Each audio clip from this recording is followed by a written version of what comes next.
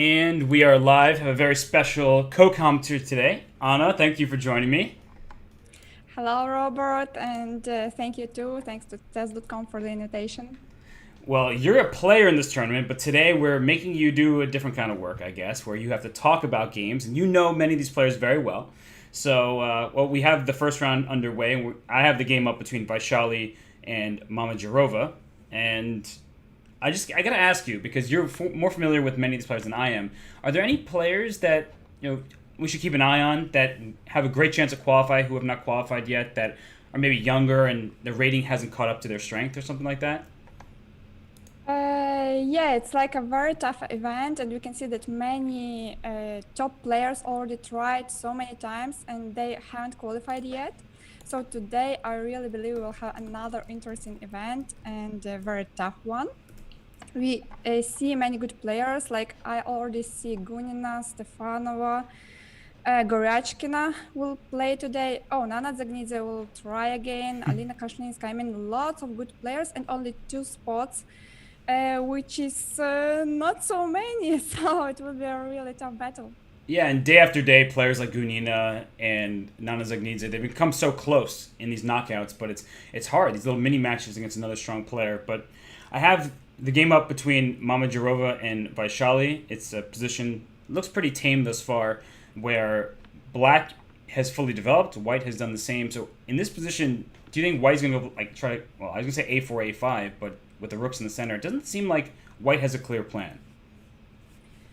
I think they should focus on somehow maintaining on the c4 square, so perhaps bishop f1 and knight c4 or something of this kind, because if Black plays c4 and occupies the space, I believe they will have a good position.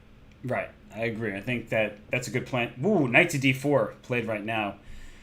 Nice tactical shot. If you take with the pawn, Black takes back with the c pawn and the rook on c8, the queen on c2, same line. That's always a problem for the queen. Yeah, knight d4 was a very good tactical shot, and yeah, c takes d4 didn't work because the rook on c8 starts to be open and the bishop on e3 will be taken, so it wasn't the blunder. But now, after queen c1, it's really interesting what will happen. I still think Black has to play c4 and occupy the center, or rook fd8 also sounds good to me. Yeah, I'm now starting to get curious about this pawn on a2, because we're so ingrained in our brain not to take that pawn. But I guess, you could have captured it and your bishop might have been able to escape, but it probably just would have gotten trapped, right? Bishop a2 would have been met by c4, and then this bishop is just stuck here. And next move b3 and queen a1, things like that. But sometimes it works, so I just want to always bring it to our attention. It's very important to check because sometimes it works and you're just pawn up. Let's say if after bishop a2 b3, then c4 was possible. So the only good move was c4 after bishop a2, right, as you pointed. Oh, f takes e5. You have to be careful with such moves. Yeah, an isolated pawn. Knight h5. Yeah, I was going to say, an isolated pawn will likely be left on e4, right? If Black is able to scoop up this e5 pawn, then Mama Jarova, she's left with this e4 pawn, and that bishop on g2 is not really looking like a great piece. Yeah, bishop on g2 is a bit passive.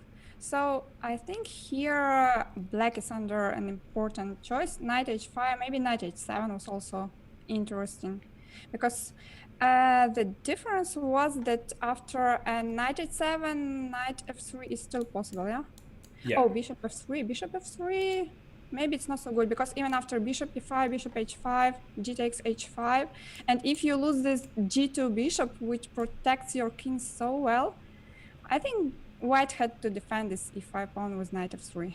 I agree. That looked safer. Then maybe you could take on the pawn a2. Wow, look at that. Ooh, wow. That's queen h4. I think it's even much stronger because queen h4 attacking the bishop and attacking the pawn on g3, and you don't spoil the structure with g takes h5. So, I'm so glad we got to see that move, because yeah, queen h4 is so nice, super nice. And also, pawn on h3 is hanging. So. Oh, everything is under attack now, and I don't see a way. The queen on c1 would like to be over on g2. Right? You want to fianchetto the queen to help defend the king, but everything's too far away. That is a beautiful move here, queen h4. Indeed, I liked it very much. I think well done, Vaishali. I think that's game over. And Vaishali's also been somebody who's been so close day after day. She's made it to several knockouts. She hasn't quite been able to win in those mini match formats, but she's playing really excellent chess. Yeah, and she's a very young player. I believe she's the sister of Prague, right? She is, yes. Pragnananda. Yeah. Pretty sure. Whoa. Oh my gosh. Bishop G3, wow. She doesn't even go for something simple like Queen H3 and Queen takes H5. She prefers just to crush. So, okay, you already understand her ambitions. And I don't know of any best game prize, but this is the first game we've seen of the day. I still think it should win best game of the day. I don't care what we see next. We could see 8 queen sacrifices in one game. I think this is my favorite game of the day already. I like it too. So very nice one indeed. I think this king has to go to but if you go king g1, just bishop takes rook on e1. So, oh gosh, this is not fun. 3, followed by perhaps queen h3 back. Yes, because and only then take on h5. Actually, you can probably take on h5 right away, right? Because king h1, gh5, rook g1. There's just rook takes d1. But I guess you can get away with it no matter what because white's king is so exposed. Yeah, better to take it with the queen so that to keep your own king safer. It's probably for the best. I'm thinking that it just should be so good for white, but you're right. Yeah, okay, good. Just not queen g3 because sometimes you may miss this repetition, and when you're playing online, it's fixed immediately. It's true, right? You don't have to claim it; it just happens.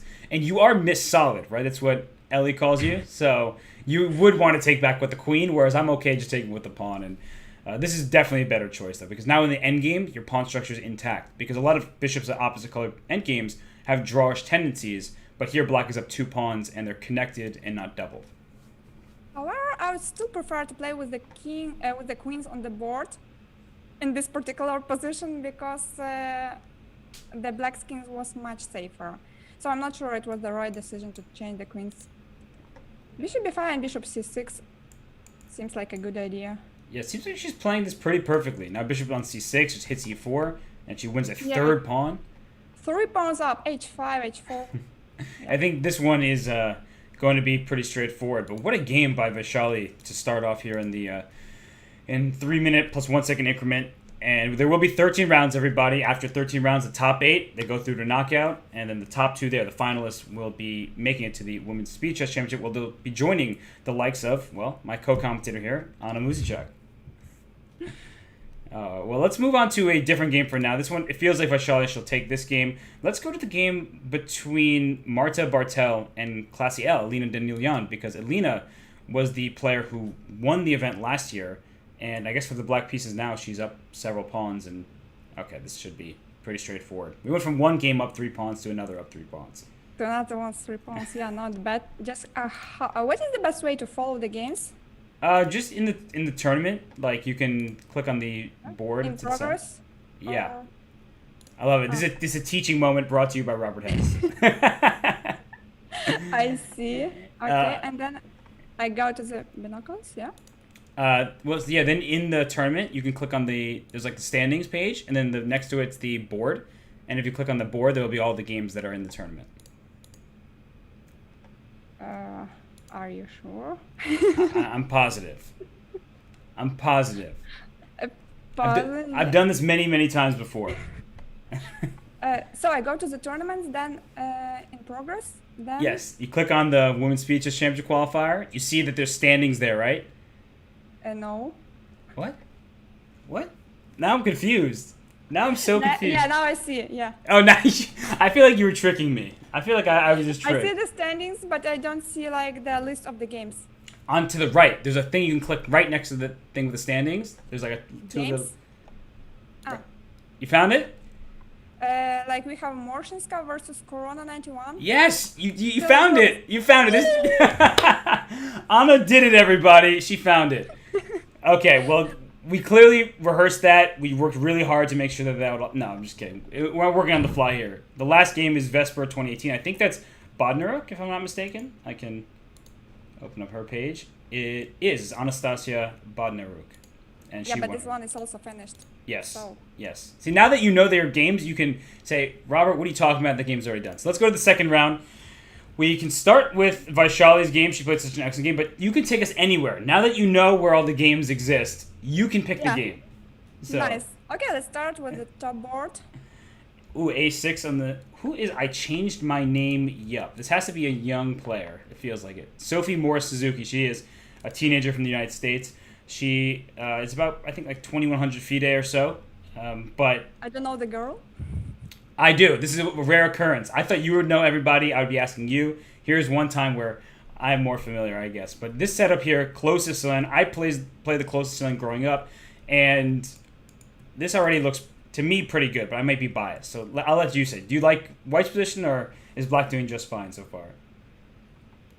I think that White knows what they are doing, because usually if you have no idea, you don't put your knight on h3. So I think White is more familiar with the plans, but let's see how it goes. I think it's more easy to play with White because you are attacking, and Right. it's very important. If you have a plan and if you are attacking, it's already very good in the Blitz games.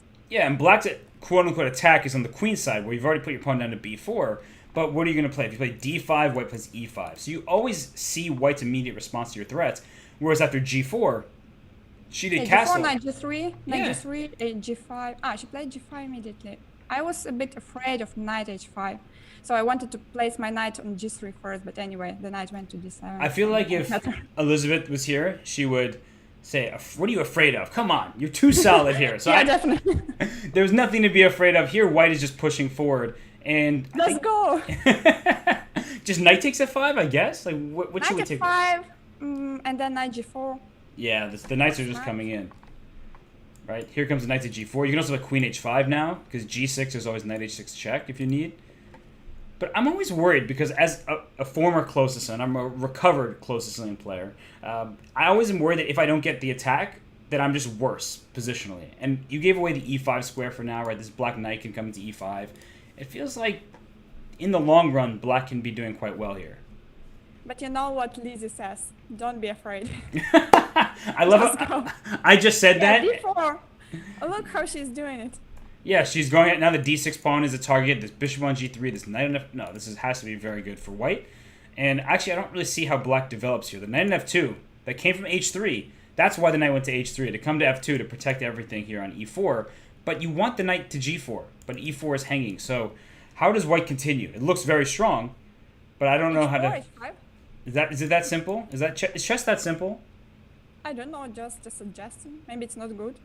I think you've changed. You've changed into super solid into now aggressive. I like h4, h5. No, but it's already solid. So when everything's under the control, you can try to attack to make it more interesting. Gotcha. Well, I'm learning about your playing style as we commentate together, because my commentary style is actually just I sacrifice everybody's pieces, and sometimes it works, and I look kind of smart. But then other times it doesn't work at all. But I'd say, hey, not my pieces. So if I were playing, I wouldn't do this. But they're not my pieces, so whatever. So h4, here comes h5. Now, this looks really good. This looks really good. You can't even play knight e7 for Black because the d6 pawn is hanging. So Yeah, right. is that knight going to h8? Okay, but Black needs some counterplay, and it's really difficult to do something. That's a good move, I would say, though. Knight b8. That way, when h5 happens, you play knight e7. So at least you can retreat. And So maybe rook a e1, just bring one more piece. I like it. You're not committing to h5 in case you need this pawn g5 protected later in the game. So just rook a1. That looks good to me. No, in fact, I had a very long plan, but maybe it's not working. Like, put your rook on e1, then play knight g4, and after h5, knight e7, then maybe some sacrifices on g7. Or Wait. See, now you're going full attacking mode. This is what I'm happy about. So Black brought her knight to c6. Now h5 feels like a good moment because the queen is no longer protecting d6. So h5, the knight can't come to e7 without losing his d6 pawn. Bless you. So King h2 is also nice. I like this move. Just to get rid of the spin. yeah, I thought h5 though. I'm trying to get attacking here. And maybe now h5 is what you were calling for this. Some kind of h5, knight takes g7, or knight h6 check, sacrifice. Yeah, Black has no space whatsoever. Zero space. Yeah, knight g4. Finally, this knight is coming to help in the attack. Yeah. I've seen better positions for Black. This one, it does pain me to see this because I've had so many passive positions in my life, unfortunately. Like, I didn't plan for that to happen. And I'm not Sergei Karyakin. Okay, Karyakin. No, not the Minister of Defense. I'm not the Minister of Defense. I'm not even a minister. I'm barely, I don't have titles like that, but this position, black has no space, so she plays d5, which is probably a good opportunity, a good effort. But yeah, white just plays e5, ignores it. Oh my gosh. Yeah, she doesn't give any counterplay. This, But at some moment she has to play knight h6. I started to speak about knight h6 and immediately this knight on f5 was taken. Yep, that's what happens. You start talking about plans, they never work out. Trust me, I've done a lot of commentary. I know how that works. And okay, now that black has given up the bishop, I like this move b3 because she's playing for some kind of queen b4 and trying to activate the queen side.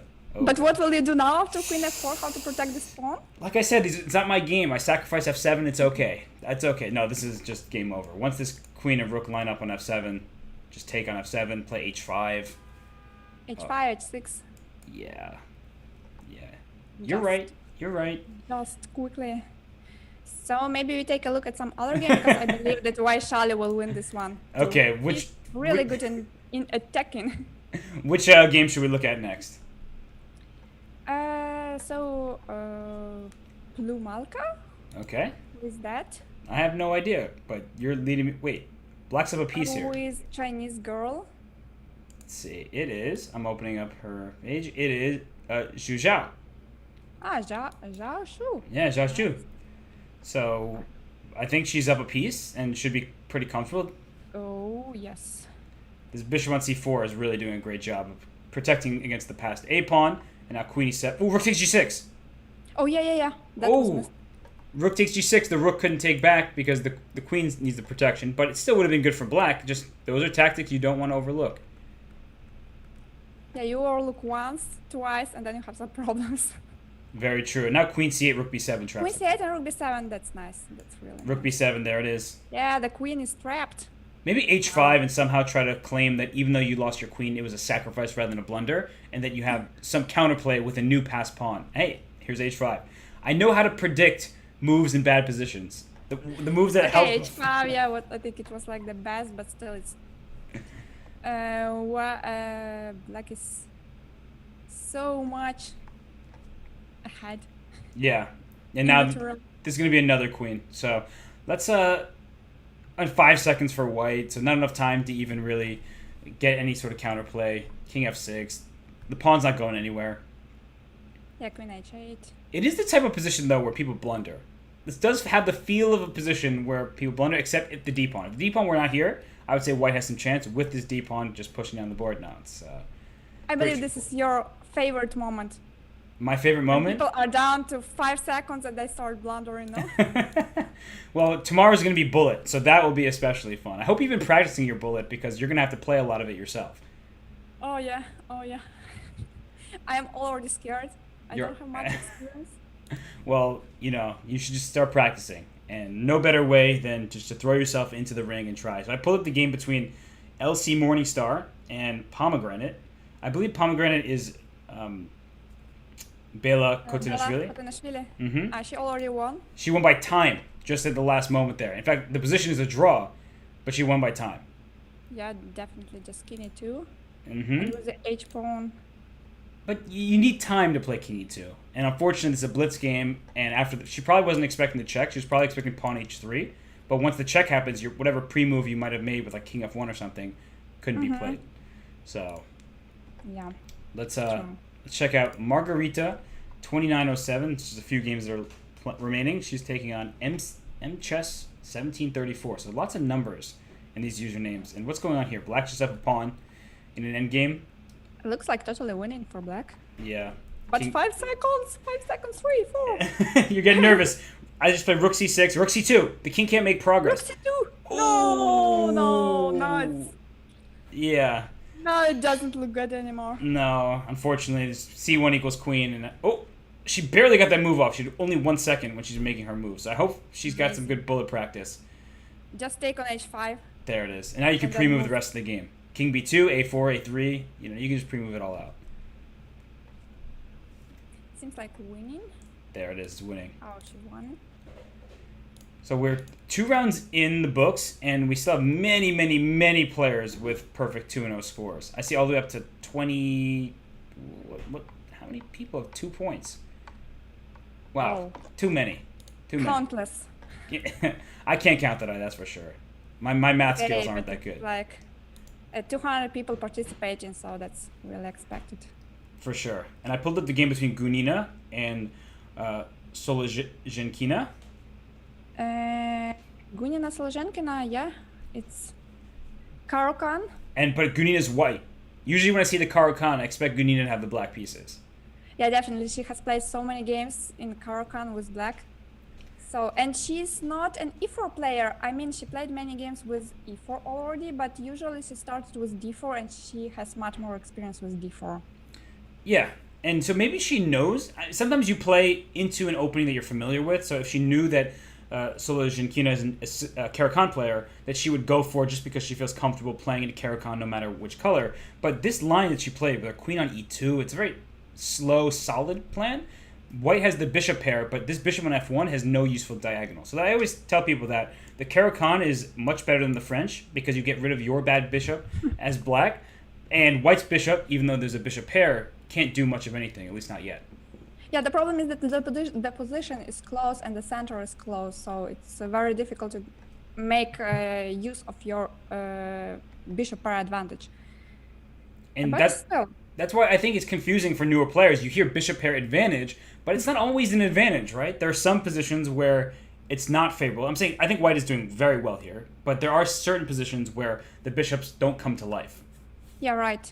I don't like bishop h4 because I wanted to place my bishop somewhere on f4, let's say, and then have the plan of h4, h5. I think it's a typical plan. When you have the pawn on e5, you have to try to attack on the king's side, and h4, h5 looked good to me, but with the bishop on h4, it's a little bit difficult to play h4. Yeah, I don't believe you can push your pawn into your own pieces. It's not allowed. But when they create that type of chess, I'll probably be pretty good at it. And she plays g4, so she is playing for an advance on the king side, and she probably put her bishop on h4 to stop queenside castle, as the bishop was just covering the square. But I'm with you. This looks awkward for White, and now the question is, does Black play g5? She does, and knight g6. This is a very thematic Caro-Kann idea, regardless of the exact position. Yeah, d4. But maybe g5 was a bit too much. Premature. Yeah. Yeah. Because now we have this like a connect. We can play h4, and now we'll have some problems with the g5 pawn. That's true. Playing g5 allowed it to be attacked more easily, and now this look at this pawn chain here for White from b2 to e5. It's all safe and sound. When in the Caro-Kann, you want to play c5 to break the pawn structure, but you're not really breaking it. You're just offering an exchange. And so unless you can take full control of the c file quickly, and king d2 says nope, not so fast, I think that White is just better here. Yeah, this bishop on g7, I think he's not so happy about this chain. No. b2, c3, d4, e5. That's not a good bishop. But maybe bishop f8 and c takes d4, but then a3, right? This bishop's not going anywhere. And I always point this out, so I will do it here as well. A knight, when a pawn is 3 squares away from a knight, the pawn dominates the knight. This knight on d7, even after the exchange on d4, is dominated by a pawn on d4 that protects e5 and takes away the c5 square from the knight. So White has more space and is restricting Black's pieces all across the board. Yeah, you should do something with your pieces with Black, because the bishop on g7 is really passive and the knight on d7 is passive at the moment.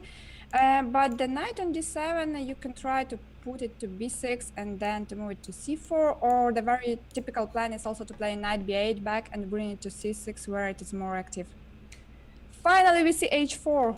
Finally, yeah. You've been waiting for that move. This is just good for White, because now White also has only 2 pawn islands, and pawn islands are when pawns are connected to each other in adjacent files. So you see that d4 through g4 all on adjacent files, a2 and b2. Black has an isolated h6 pawn, which isn't hard to win, but it also makes his bishop on g7 look a bit silly. So it's just a better position for White. And f4 and maybe even f5, this just is too fast. Yeah. The pawn on h6 is weak, but I was really surprised with bishop takes h4. I believe the rook takes h4 would be played, and then followed by a rook h1, rook ah1, and bishop f4, just attacking the pawn on h6. But she took bishop h4 immediately, and now it's more difficult to attack the pawn on h6, which moved to h5. It feels like a good move, because if Black is able to open up the h file, then this rook on h8 feels useful. And if you take on h5, rook takes h5, you don't have time to play rook g1, because Black will probably just play f5 and close this bishop in, but it still feels good for white. So actually I would consider that. Gh5, rook h5, rook e to g1, something like this to try to get my bishop to g6. Yeah, f5 is important. You block the bishops and you don't allow bishop g6. Yeah. So f5 is correct because when you have the bishop pair advantage, you have to try to open the position. So if it works tactically, f5 should be good. And f takes e5, I think it's the right choice. Now, there's so many options. F takes e6 check, followed by bishop f5 check. That looks very strong for white. Just kind of going right for... Ooh, she takes back an What's e5. happening? we don't guess the moves, Robert. Are we playing so bad? No. I don't know if it's us. This is the thing is, sometimes it's us, sometimes the players, but we always take the blame. So it is us. So knight takes e5. Agreed. Okay. Rook f... What about f takes e6 and bishop f5? Wasn't that the idea? That's what I was thinking, but somehow she played rook to f1, which, well, actually, Immediately. yeah, leave some pressure. It's like knight takes d3, you have f takes e6 double check, and then you have this pass pawn. h takes g4. What a calm move. f6? Oh, f6 is bishop h6 check. Oh, I'm so confused. Bishop f5. King 6, take. So it's exchange, but black has 2 pawns. Wait, no, knight f3 check, and both bishops are under attack. Oh, wait. Yeah, but after bishop c8, knight f3, rook takes f3. And then you have bishop g3 check. Oh. And then you have bishop g3 check. That's important. I was so... Or bishop e7, another possibility. Yeah, I was hoping that I would win your bishop. You're right. So she played bishop g3 immediately, but now she's 2 pawns down. Okay, she can take the pawn on g4, though doesn't help much. Right, then you can play... d1. Wow. I'm a bit puzzled. Rook f3. I'd play rook f3 here. Rook f3? Oh. No. Not no, rook. Robert. This is my fault, I know. Bishop h6, that's... But retreat the bishop to g3? What about bishop e5 and rook f6? Didn't it work? Yes. King e7. There was... Yeah, this looks good, though. Rook d7 check now. Or rook takes g6. Rook b7. Also taking everything. Rook takes g7 doesn't work. Because rook takes... Take care of your bishop on g4. Okay. So who's better and why? With, I thought rook a7, king b6, bishop f2. Somehow black is going to win this game. There's oh no, yeah, time. this knight started to jump. Yes. Bishop really takes b2. Unpleasant. Because you always miss knight forks. Not you personally. I don't want to sound like calling you out. Everybody misses knight forks. Knight. Bishop c... There's going to be like a checkmate on this king here, I feel like. Rook b1, rook b2 is a threat now. Okay, king e4.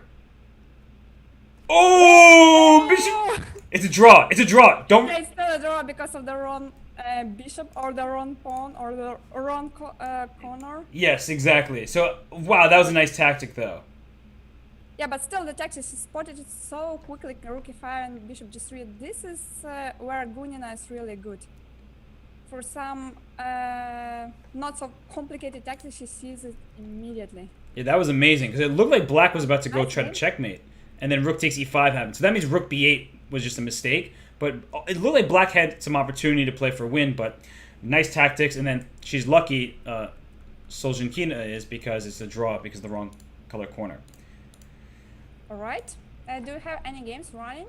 Well, I just pulled up the Vaishali game, but it seemed like that was over. And Vaishali lost to Nino Batsiashvili. That actually was a kind of a crush in the end there. And I don't know, what game do you see that looks interesting here? Miulu 91 versus Cecile Osorno. Okay. So, well, this is how many extra pawns? 3 extra pawns right now? Rook c6 3 check. pawns, but look at this time. 3 seconds. Yeah, that's scary. King c6, and then bring king d7, king c8. Yeah, now it's pretty easy to play. Now it looks safer, a little bit. A little bit, not too much though. Not too much, but a little bit, yeah. Now move the king, 100 king pre-moves. See, you got the pre-moves down. You're learning. I'm learning, yeah. I need to learn. I have my tournament soon.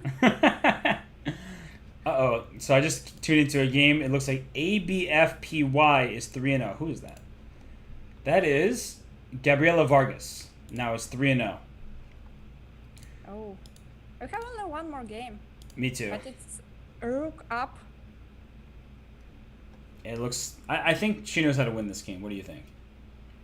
She will not lose with white. That's my prediction. I think you have a great prediction. So you will be 100% correct with that. I have some strong feeling about that. So this is now just going to be a checkmate, a couple moves. The king is cut, plenty of time. The 1 second increment. This is you don't win this if there's no increment, but with the increment, too easy.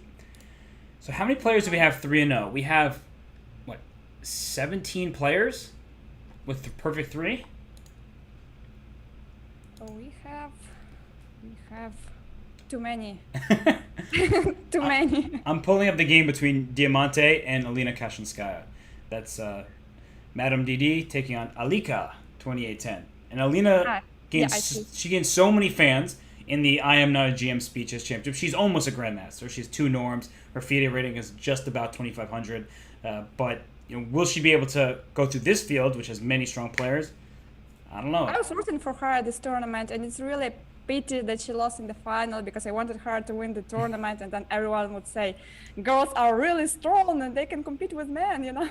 Well, she proved that. She didn't need to win the tournament to prove it, but yeah, she was ahead in the match too, and then John went on a run in the 3-minute portion, but she's clearly a very, very strong player. And have you played her a lot over the board? Yeah, I played a couple of times, not so many games, but I played some classical games and I played some rapid games. I think she improved a lot in the last years, and she has a very strong husband. So I think she's working a lot on chess. For sure. And she's married to Radoslav Wojtacek, who is a 2,700, well over 2,700. I don't know his exact rating these days. He's been a super grandmaster for a very long time. And they work very hard, it's clear, and she's been playing excellently. So here with the black pieces, the center is opened up, and only after castling is this knight on d5 under attack, because the knight was pinned to the king on e1, so now after castles, you need to defend it. Bishop e6 was played. And what do you make of this position, Anna? I think it's very solid for black, but there are ideas with like bishop takes d5 and f4. I know sometimes Yeah, do you remember the games between Dubov and who played? Nakamura? Yeah, Dubov Nakamura, where he won very quickly in the Armageddon game. Yes, where his like 20 minutes move, 20 moves game. 20 minutes move, I think would have lost him the match. Yeah, it was. He managed to win in 20 moves, and it was a very nice game where he used this idea of bishop takes d5, f4. But in that game, the king was stuck in the center. That's why with the king on e8, he had all these ideas with queen h5. So this setup is better for white, but still, I think bishop takes d5, f4 was the correct plan on the previous move. And look at look how much time Diamante is spending here, because she's down a minute and 20 seconds. Better to play quickly if you can. Yeah, she went back because she realized that after knight e4, bishop e7, f5 will come at some moment, and this knight will not be like an active piece, but more likely like a target. The good thing for white, though, is the opening is so solid that even though you've just wasted a couple moves, it's not that bad. Right? It's like you played bishop e3, you can move your queen out to, say, h5 even, but the position I would prefer to have black, because white just wasted a couple moves, but I don't think it's really that big of a deal just yet. Yeah, but definitely something went wrong for white, because now I think black's position is really very comfortable, and I think they are better. f5, just some easy play, no problems at all. Right, and f4 could be a possibility to get your knight into d4, but then you have to worry about giving up the e4 square permanently. But I'm looking at f4 right now. It looks pretty interesting. Is bishop takes f4 going to be your response? I can't tell. But then you can move your queen and... Then oh no, she didn't play that. But f4, knight d4, f3, that's my idea. Yeah, f4, knight d4, f3 looked really nice. Maybe she was afraid of bishop f4.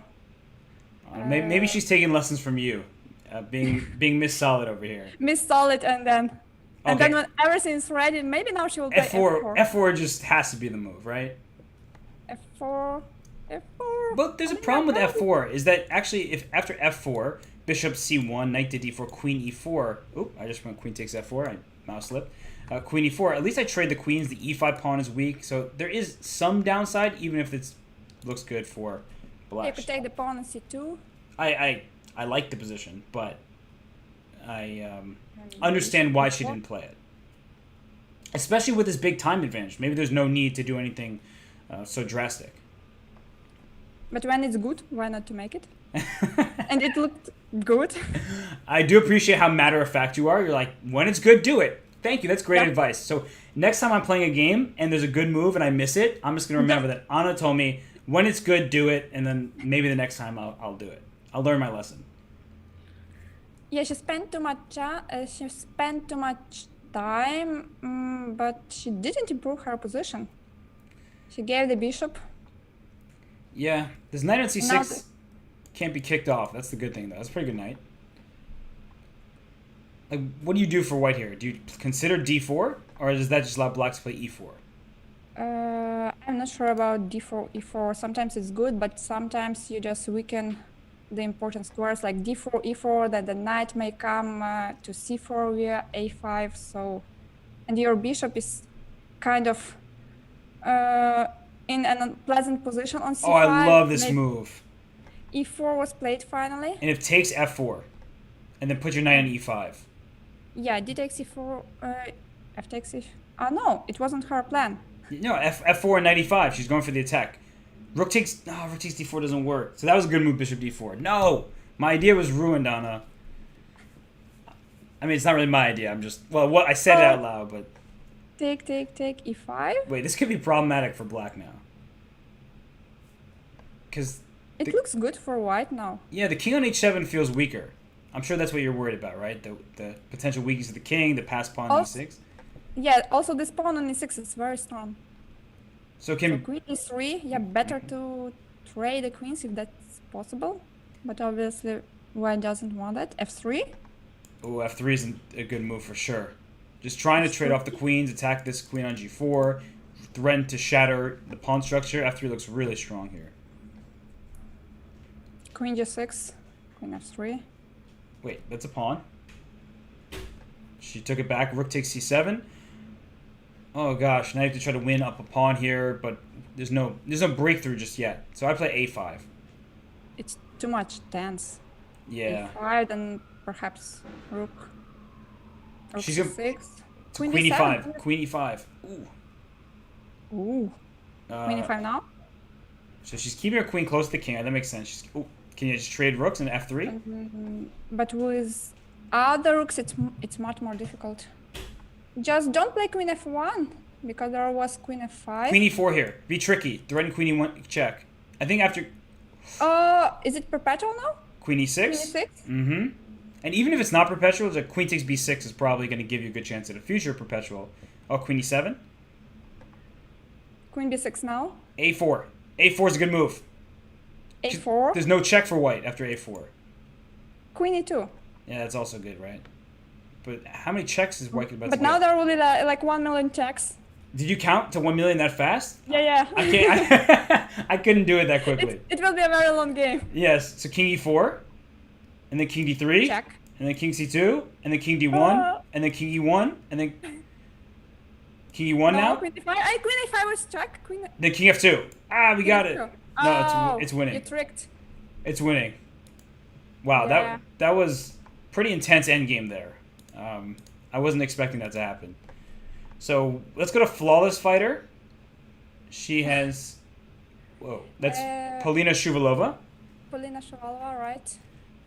2 pawn... Ooh, another check. And that's... So, who's Ati 1517? I saw her the other day. I've already forgotten who that is. That is Turkan Mamajarova. She just won a rook, and with it, she's winning the game. King f2. Still hoping. Still desperately hoping, but no, this rook is... Can't we just move b7? Yes. No?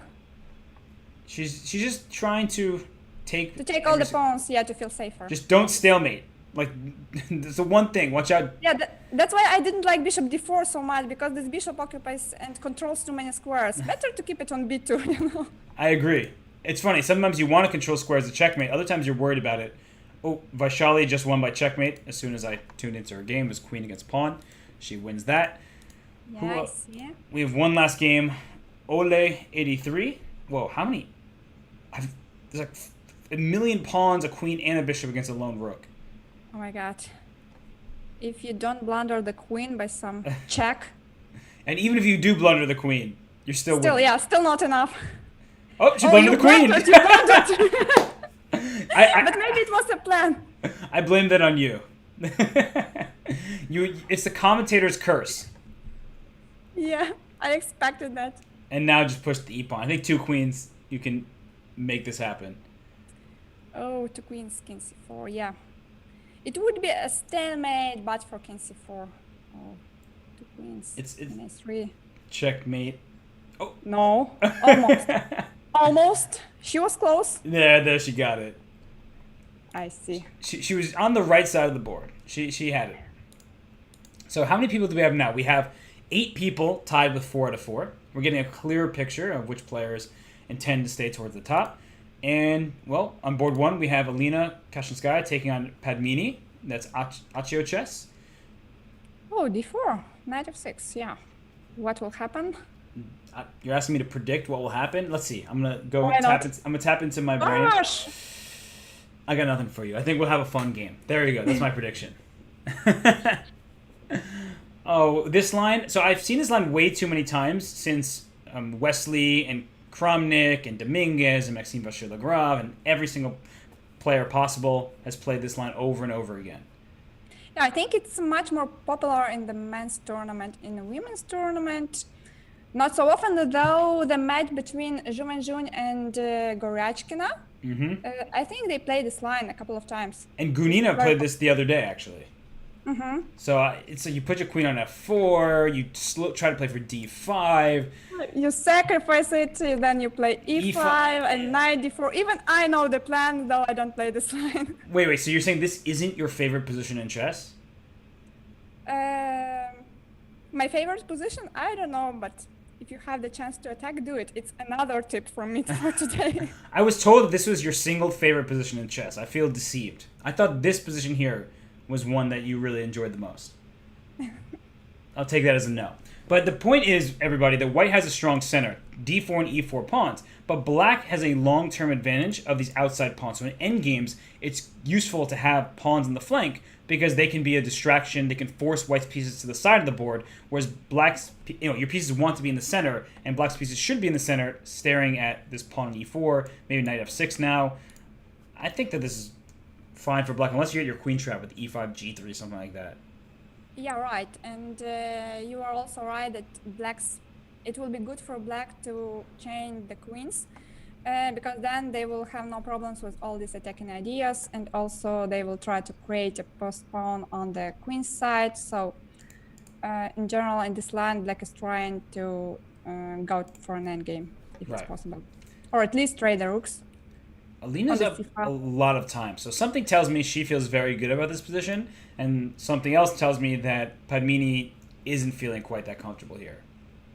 Maybe she doesn't have much experience in this line, and this is also the problem, because in the Blitz games, I would like to give 2 advices regarding the opening choice for the Blitz games, because I believe that first of all you will be more successful if you play the lines where you have more experience, because in Blitz you don't really have much time to think what you are going to do. You need to feel the position and know some typical ideas. Right. And second, I would recommend you choose the openings where your king feels safer. In my opinion, this is also very important in the Blitz games. So if you have a choice between 2 openings or between even 2 lines in the same opening, go to the one where you will not be attacked. That's my tips. Those are some serious words of wisdom by Anna Muzichuk. So everybody who's been listening, she's giving great advice. That was on the rights of 2 times women's world champion. I'm speechless. I've never given such great advice, but that's true. That the king safety is really paramount in Blitz games, because if you don't feel like your king is safe, you start spending all this time making sure you're not checkmated, and then you end up losing on the clock. But here, now it's Alina's turn to take a deep think. So rook fd8, which looked like a normal move, took 1 minute and 12 seconds, and now Alina has been sitting here for almost a minute trying to figure things out. So I really am curious what's been happening here. They're both trying to come up with a plan, and if you play e5, for instance, this queen on f4 loses opportunities to retreat, But e5 is a very committal move because then black will have the d5 square under her control. So bishop c2, knight f8. Yeah, I believe she was thinking about e5, but then she decided to play a little bit safer, and now she went for e5. And g3 is going to trap the queen, but g3 actually, I don't know if it can be played. Because let's say black has a6, g3, bishop f3, rook f3, rook takes c2, something like this. This rook is a Nice problem. trap. Yeah. So I'm kind of inviting you to blunder with the move like a6. Oh, look, h5. Frick, Robert. So she's faking like she's going to queen h6. So she's saying g3, queen h6. White might think that looks good for her. Oh, she did it! She did it! Wait. But there might be a tactic that actually saves white here. Rook c2, queen Rook d3. c2? Queen d3. Oh, no. Wow. Oh, and then rook takes d4. Yeah, but... Oh, then you take on f4. Still, yeah, take on f4 and then... Oh, she tricked her. Great. So let's see if she will find queen d3. It's the only move, I believe. I feel like I tricked myself. This is what's happened here. Oh, Alina. Oh, let's see. Well, after queen e3, black I think still should be okay if, say, queen takes e5. This is a ridiculous position. But queen takes e5. Okay, rook takes d4. Same idea. And this is probably better. Queen c2 or rook takes f4? Well, I'd prefer queen c2 because then you don't have this rook on c2 which attacks your pawn on a2. But she preferred to take this one. I think she wants to go after f7. So rook df3. But rook df3, knight g6 perhaps. Oh, and then rook f7, knight e5, rook f8. Yeah, that's... Something unclear. But this feels like, unless you're getting this f7 pawn, which I don't see how you get... Ooh, I thought rook d2, rook d7 was better there. She walked into it. She found a way. She found a way. Oh, rook takes f7, and then take the knight. Now it's winning. This is what happens when you have no time. You start making quick moves. f4 check. Oh, it's not mate. So rook c to f7. Yeah, that's what I meant. And f4 is checkmate next.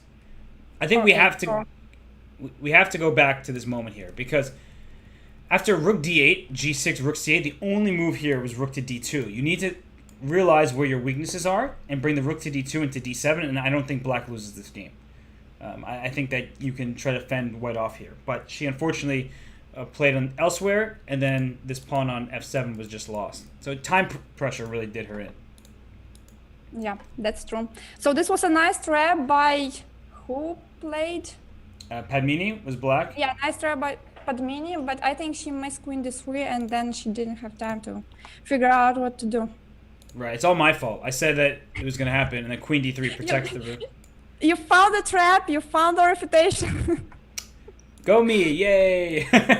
So let's go on to the game between, I see Basianai, that's Nino Batsiashvili. She's taking on Divya Deshmukh, and, well, that position is pretty tense. We have two rooks, a bishop and 5 pawns per side. The bishop on d6 is a great pawn. But it's also very good. It's defending on the pawns on e5, and it's well protected by the pawn on c7. So, and you block your rook on d5. Yeah, it's a very good pawn. Yeah. Now bishop e5 and rook e4. So why did she play rook e7 last move? That move was probably not necessary, but she ended up trading rooks. Rook takes h5, and if rook e2, that's a problem. Still, she got a nice counterplay. Yeah, black shouldn't be worse. No, she should not. No. She's 8 seconds though. That's both sides in time trouble. Rook c2. I would even prefer black. It's easier to play with black. I agree because the g pawn's not going anywhere. The black king's, stopping it. Prefer. So a draw was offered, and black declined the draw. It was a decline. I think that's women's chess. That's how we play. Fighting no chess. Draws. Fighting chess. King d6, no draws. Rook e3. Oh, rook e3. Cut the. Rook e3 was good. She's going to rook e5. It's going to be a draw. But rook e3, if you take this rook, you're going to lose this endgame, I think. I want to push my g-pawn up the board. Maybe it's still a draw. Just take king e5. Yeah. And I will play quickly c6, b5. You're right. And then just take on a4, and then you'll never lose that position. Agreed. Yeah, and I'll try to run with my king to c8 after taking the g-pawn as quickly as possible. I'm just trying to be tricky in the endgame with no time. I have Dina Belankaya. Wait. Dina is up a rook against Anastasia Bodnaruk. Yeah. Also, if I ever mispronounce a name, please correct me. Like I'm obviously not doing it on purpose. I'm not familiar with some names, so please feel free to correct. Maybe not every single time, because then it gets embarrassing for me, but most of the time, feel free. No, Dina Belenькая and Anastasia Bodnaruk, it's clear. Thank you. You did that in a very nice way. I appreciate it. And then, for example, do you go by Anna or Anna? Because I call you Anna, but what do you prefer? I'm Anna. Yes, I was right. Okay, cool. You see how good you're doing. That was the most important thing today. You know, if I was going to get one name correct, it had to be... What's going on? This game feels like it's been lasting a long time in Rook against King. I think we were even close to some position repetition when the rook was on d4. I was a bit scared.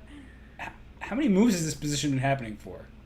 I don't know. I really don't know. Okay, rook e5, rook e8. Yeah. Okay. Scared me for a moment. Another game. It's also finished. Indeed. So round 5. So how many players are leading? There are 3. 3 players in first. Then we have a bunch of players, 5 players at 4.5, and then many players at 4 to 5. But remember, 13 rounds. Practically anybody who has at least 3 points right now can play for first. Right. So we have Alina Kashlinskaya, Dina Belenькая, and perhaps Carolina Lujan, or who is another grumpy? I just see it's Argentine. I'm grumpy sometimes. It's Ana Sargsyan. She's not from Argentina. She just plays with an Argentine flag. Maybe she likes the colors. I see. Well, Ana, we're actually going to take a brief break because the players get about 5 minutes before the next round. So we're going to give ourselves a break, grab some water, do that. Everybody stay exactly where you are. We will be back in just a few minutes for more coverage of this Women's Speed Chess Championship qualifier. So stay tuned, everybody. See you soon and stay tuned.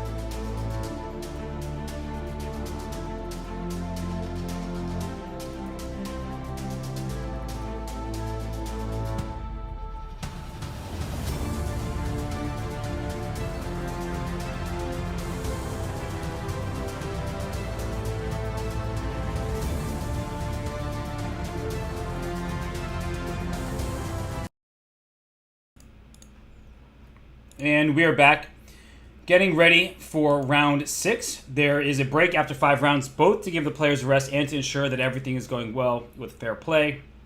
And the staff, the Chess.com team, making sure that everything is going well. So, Anna, 5 rounds in, we have Alina Kashinskaya, we have Anna Sargsyan, we have Dina Belankaya at the top, and then 5 people trailing them with 4.5 points, and many, many people at 4 to 5. So are there any names you expect to finish there? I see Goryachkina, for instance. I do expect that she will end up in the top 8. Yeah, Goryachkina, she tried many times, and I think 2 times she went to the top 8, but then she was eliminated in the playoff stage, though she's a very strong player, and I hope that she will qualify because she's really a good player. The games have started.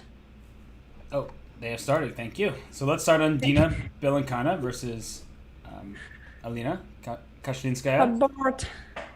What happened? Oh, top board. Yeah. Sorry. I was looking at the chat and trying to listen at the same time. I did a bad job. I admit it. I have my moments of weakness. I got distracted. So we have a Scotch, which usually I've seen children play, and this line in general is what every kid in the United States learns. Is that true in Ukraine too? I am not sure, but I played 4 knights with bishop b5 many times. With d4, it just very solid. But now so many games have we played in this line that people on the black side, they usually know how to respond and all these plans.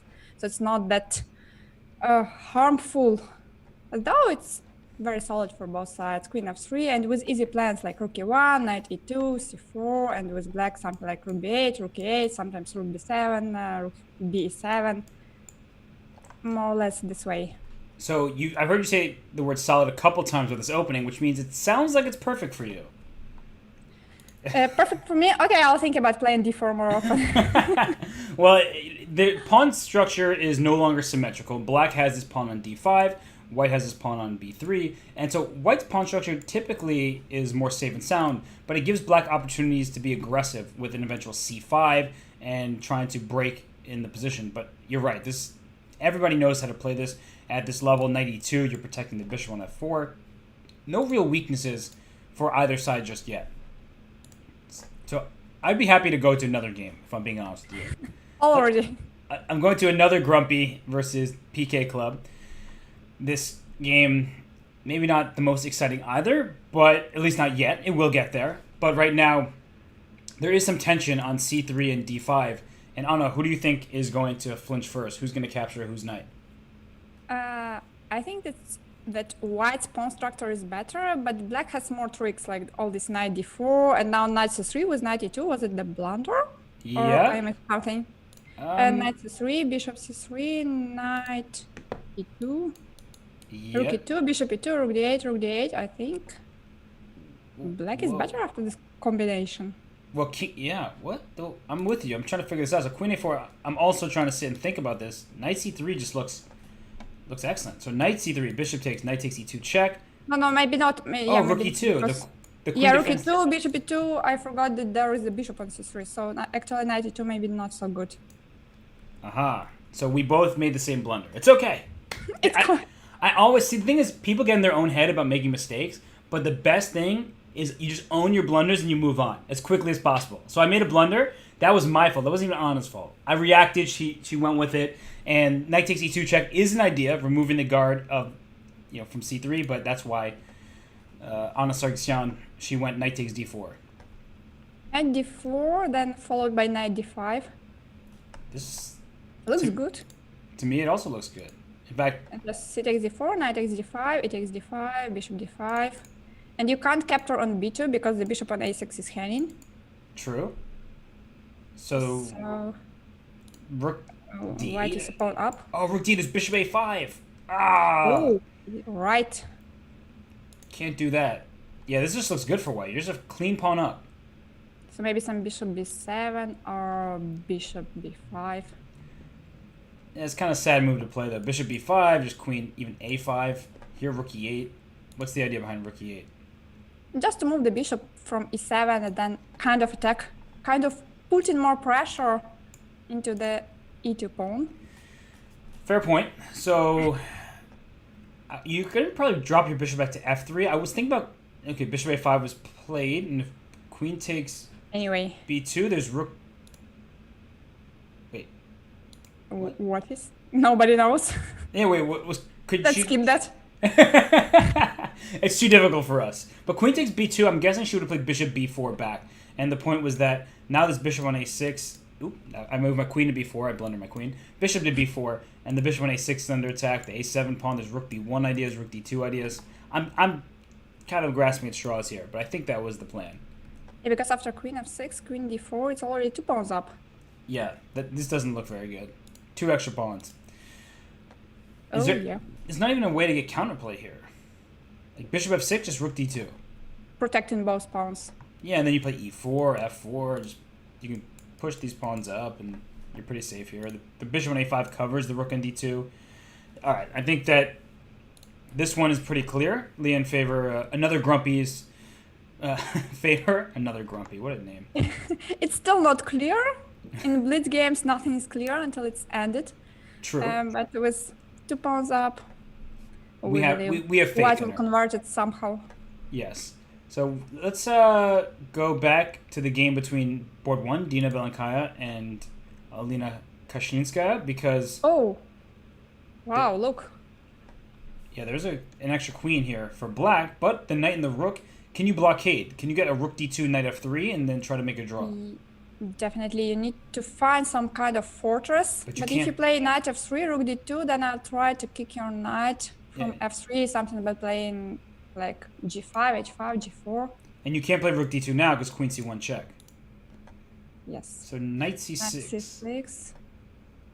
I'm a little worried because the knight and the rook won't be connected very well. So, yes, you can't take on d5 because queen c1 check, and then this knight's hanging. What to do? Probably pawn g3. h6 was played. Yeah, and then g3 was played. The queen takes a2, rook d5, queen b1 to e4 comes to mind. Yeah, here's queen b1.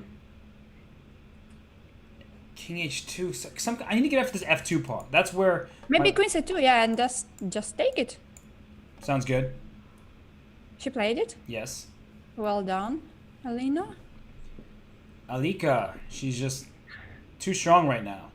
Hitting the knight, hitting the pawn f2, and there's nothing white can do, so she's actually getting in big time trouble. Okay, that doesn't help white at all. And by the way, Nino Batsiashvili is in first temporarily with 5.5 out of 6. So she keeps winning her games. We'll check out more of her Blitz games the next few rounds, but a good showing by her. Okay, resignation. Black one. Black one. So we have 2 players at 6-0. We will have people joining behind a 5. Let's go to Goryachkina's game, perhaps. She's playing Daria Voigt. Do you know who that is? Yeah. Oh, I wasn't saying I don't know. That's why I'm asking. She is like 2400 player from Russia. So, which means she's very strong. Anytime I hear from Russia, I'm like, okay, now that's some good class. Russian school. Exactly. Oh no! Wait, but King B7 trap. Oh my gosh! The rook could be trapped. The rook was trapped. Missed opportunity there. Oh my gosh! And instead, we have a position where now white has this extra pawn on d5, and Goryachkina is in big time trouble. Both players are. So bishop d4, I think that's a good move. f4. I would play on the last seconds. It's very difficult. I feel like you're nervous for the players right now. I'm not playing it. I'm nervous. Can you imagine how the players are nervous? You will be playing soon enough. Oh, f6. I don't like this move. Oh, g5. Then, yeah. King d6 to king e6. Oh, king e6 was good. Ooh. No, but now it's the draw. Uh-oh. Wait a second. She's getting herself... This is not going to be so easy now. Why didn't she play rook g6? d6 check. But there's no d7. No, but now it's winning. Yep, d7 and d8. But how didn't she play rook g6? You're asking the wrong person. I'm here just I mean, it's just the Philidor position. Just rook g6, and then after d6 you go rook g1 and you start giving the checks from the backside. I'm going back to when black went g5 because actually I think there was some mischances for hg5, fg5, so I'm going to king d6 first. That way you threaten king e6 and rook a8 checkmate is the idea. Right. So that was going to be good for white, but what happened in the game was a definite draw. And as we go to, as you were saying, the Philidor position, here, she brought her rook down, where she should have just went take and rook g6, and that if d6, you play rook to g1, and you give the checks from behind, so the king can never threaten the checkmate, and black holds easily. Yeah. So I'm a bit surprised. we all make mistakes in Blitz. That's what we're learning. In the last game there, I pulled up the game between Marie Sebag and I don't know who her opponent is. Elegant 285. The game was a draw. I don't have any games running. Well, now it's round 7, so we're moving on to the next round. We have Alika taking on Grumpy. They are both on 6 out of 6, yeah? Two Yes. leaders. Yes, the 2 players at 6 out of 6. Then we have 2 players at 5.5. We have Nino Batsiashvili and Turkan Mamajirova at 5.5, and then many players at 5, and then many more at 4.5. The fact that Black Anna Sargsyan has one of the dwarves from Snow White is, and as their avatar, is pretty funny. And f6. So some players, aka Ben Feingold, will say never play f6, but here you play f6 to kick this bishop, and that way you can develop your pieces more easily without necessarily compromising your pawn structure entirely. But I don't know, what do you make of this opening choice by both players?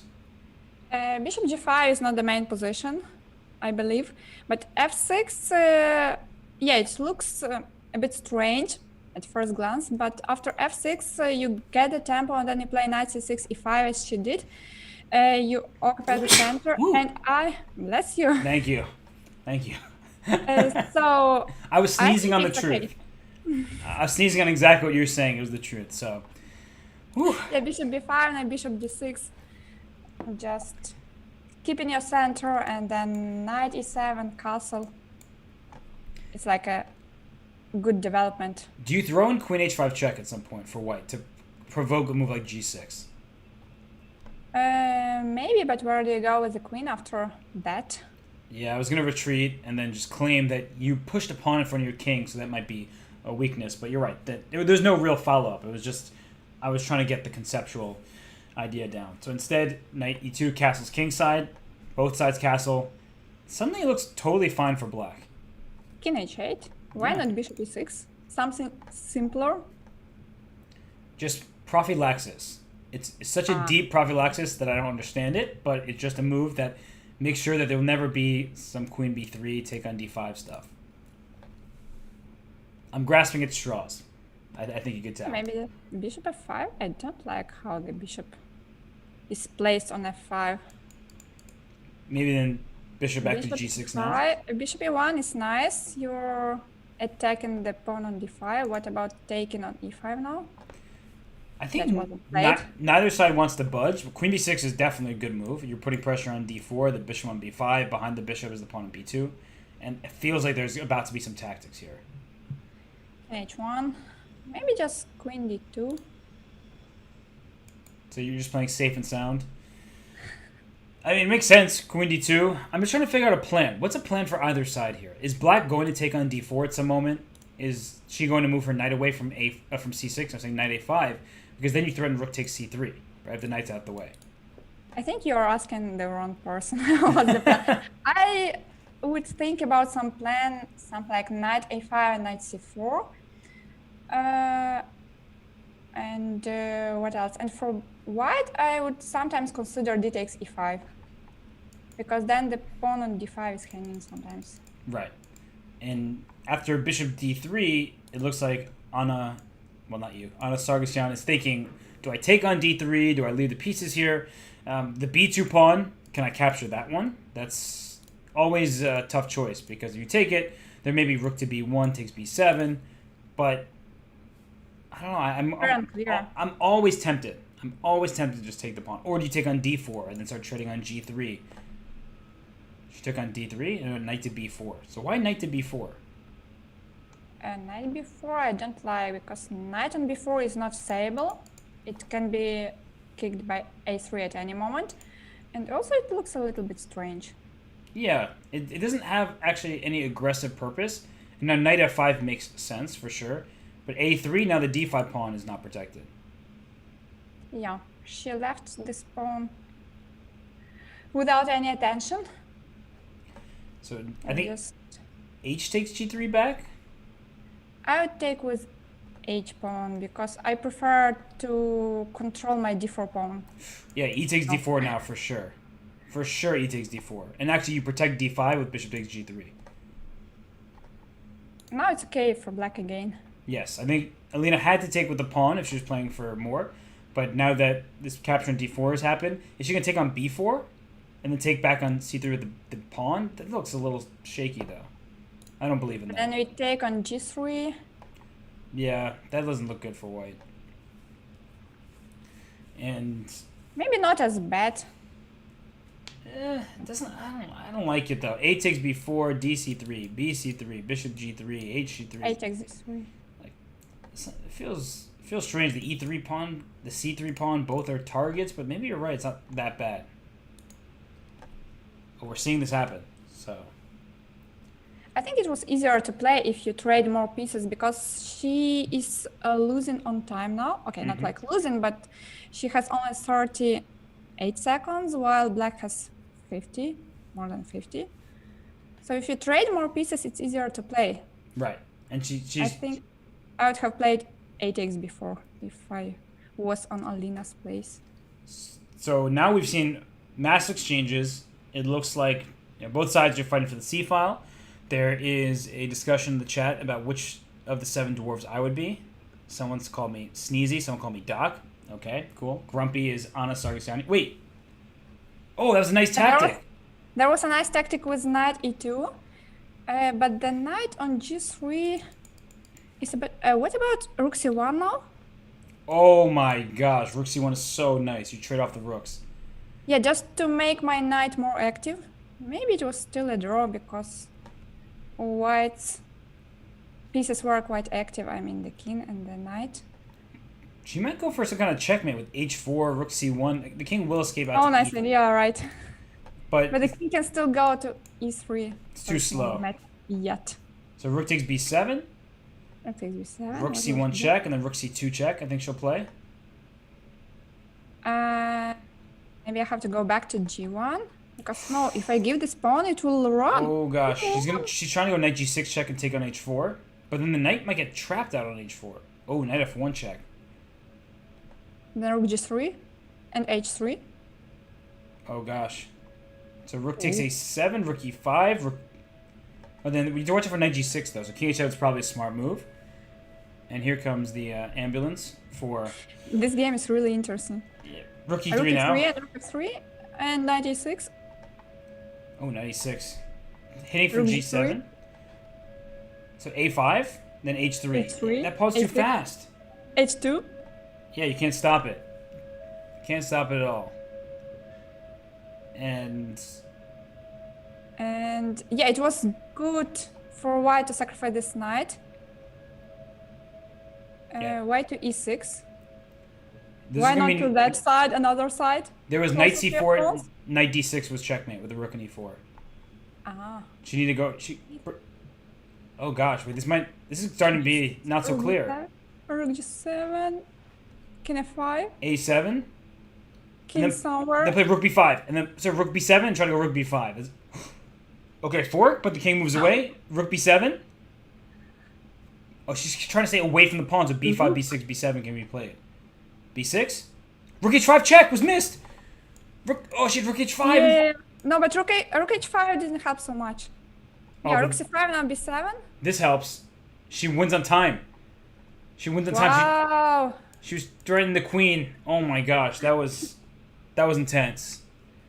Anna, I didn't know what to make of that position. You're just sitting there like, what can I say? What can I say? Let's go to another game. We have Jule Ent.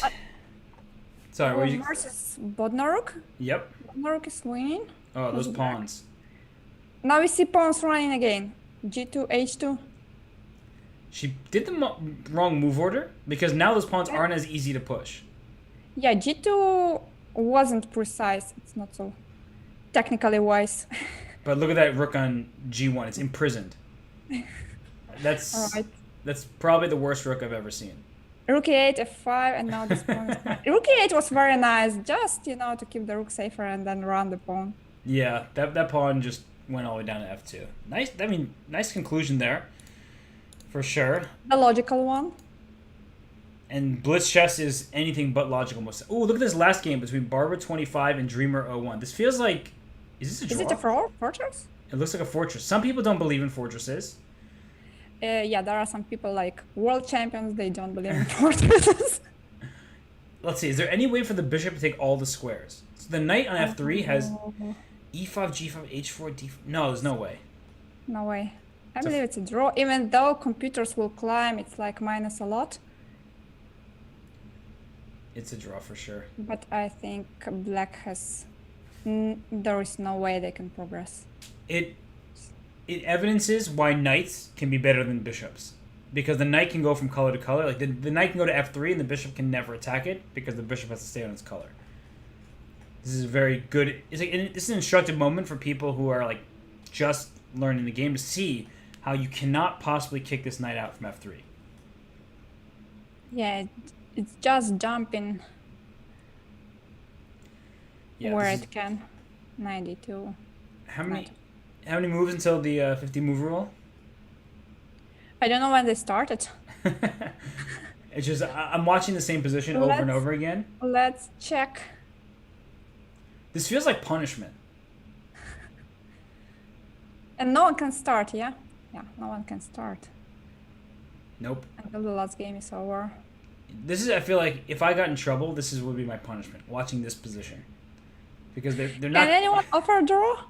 Nobody's offering a draw here, Anna. That's not how this works. Oh, wait. I feel like... No, nothing's happening, don't worry. You didn't miss anything.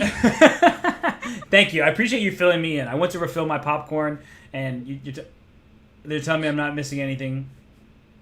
The knight is g1 always. Knight back out. Oh, what a fascinating game. Hey! Hey! It's Finally a draw. draw. So we have just one person. Alina is up at 7 out of 7, and then there are people trailing with 6, and many at 5.5. So let's stick with Alina for now. She gets the black pieces against Badnaruk. Badnaruk versus Alina. So I'm sure these two have played each other many, many, many times. Yeah, they are more or less of the same age. So definitely they played many times. Bishop c4 to avoid the Petrov. And the Petrov or the Russian defense, when you're a matchup between two Russian players, we can't have that. Because then the opening has to pick a side, and that's not allowed. And Bishop d6 protecting. They are still in the theory. I don't know about Queen e2. It looks very solid. Maybe it's still a theory. Right now, it's hard to see how either side makes a breakthrough, but there are maybe some positions where white even considers like c4. I know it looks really risky strategically, but if I take on d5 and play for c4, maybe I can break open the position, but I don't really see that happening. So no, usually white doesn't go for c4 because in the worst case, black can play d4, so e takes d5 is the right plan. She's stealing a pawn. But somehow she's solid in the center. She was solid in the center. Queen b6 here. I think queen b6 you have to play because this pawn d5 is not protected as the knight on f6 is pinned. Knight c5 and bishop f5 was also very good. Ooh. So what about rook d1 or what to play? But rook d1, it still can be taken on d3 and then to push e4. So knight c5 and bishop f5 was amazing. Yeah, let's actually take here first and then play e4 and you fork the queen to the knight. That's really nice. Whoa. So maybe she missed it, but maybe she didn't. Maybe it was her plan to play knight c5 and bishop f5 because she did it very quickly. And knight e1, that's a better move, but now white's pieces are really stuck. Yeah, there is definitely a very good compensation. Maybe now to push e4. I'm not so sure because white can go d4. So maybe h6. h6, just saying. h6, and I'll force white to take on f6 because if they go bishop h4, then I'll play g5 and take the pawn on d5. Right. But after bishop f6, queen f6, black gets the bishop pair, and it's an open position, so it's like Queen- very good position. Queen g6, yeah, for sure. Putting more pressure on the g3 pawn. Yeah, there is clear nice. compensation here. Ooh, e4. e4.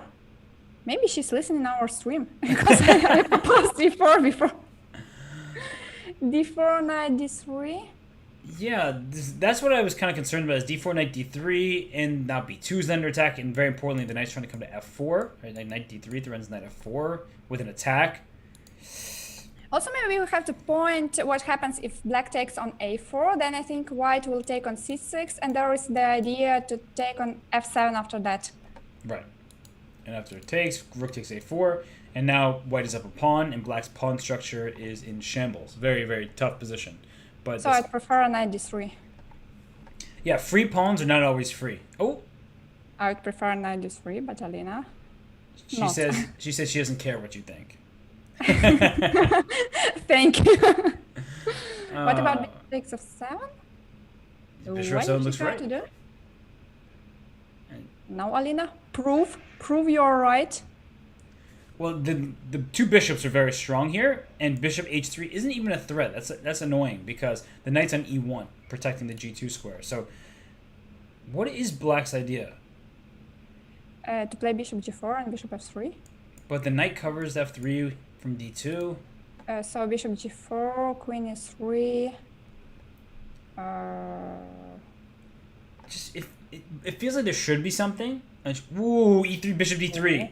She found something. Yeah, I saw that, but I wasn't sure it's so good. Right, because bishop d3 is these queen f3. knights are really well placed. You win the exchange, though you gave a pawn. Maybe queen g4 here, potentially? Maybe queen f3. Queen f3, I was thinking rook f8 because I can't take on c6 because bishop h2 check.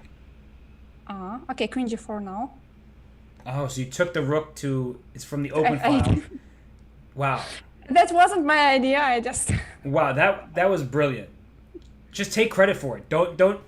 I'm going to give you credit for it. That was very brilliant. So what Anna was doing was taking the rook from the open file into a file where it's into a brick wall. The pawn on f2 is protected. So now that, for example, the rook was on e8, it would go down to e2 or e1. That was awesome. I just learned something. Yeah, so now you have to stabilize your knights, like to bring one knight to e3, and then to bring a knight d2 and another knight to c4. No, but start with knight d2 and knight c4, no? Yes, that probably would have been... Maybe it's still okay, because after rook b8, we can place this knight on c4. Yeah, knight c4. The knights can trade off that c4. What, bishop c1? Yeah. Bishop c1, that's very smart, because she activated this bishop. This knight at c4 is so strong. You can't touch it. Knight d1 now. And then bring your king over. Knight d1, wow, I didn't see that. I'm just getting ultra solid and defensive here. I'm learning from you. You've taught me. You know, I sacrifice people's pieces. Now I'm learning to just bring the king over.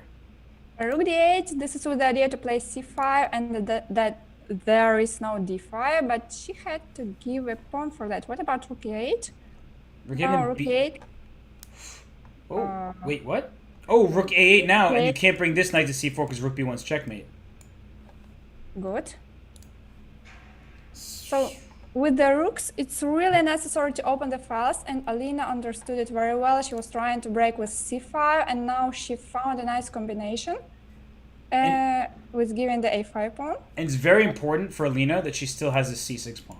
Because if there are only pawns on the king side, then it would be easy for white to just make a draw because the knight just comes close. But knights are bad at rook c1. Knights are bad at playing on both sides of the board. The pawn on c3 d5. with d5. Maybe? No, then rook takes c3. Ah. d5, yeah, rook c3. Okay, this is not going to be easy for white. It's gonna be very... Oh, now d5 check.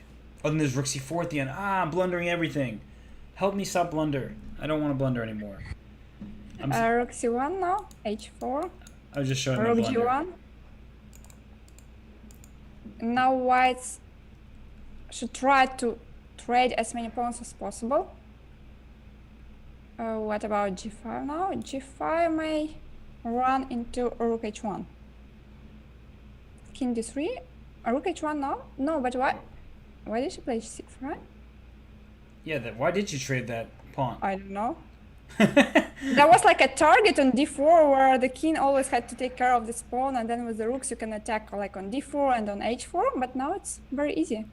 Yeah, and now, because rook against knight is a known theoretical draw. The player's f6 check. Even f6 now. Yeah. No. So Alina wants to keep the pawns on for more time. So Anastasia, she should have probably played f6 when she had a chance. But still, this position should just be a draw. King f4. g6. Anastasia is trying to do it in an active way. Knight f4 and knight e6. Maybe she's trying to win this game as well. No. Watch out, though. Rook e1, and then king e7, king f6. You have to be careful. Knight e6. I always have knight e6. Yeah, you do. You're right.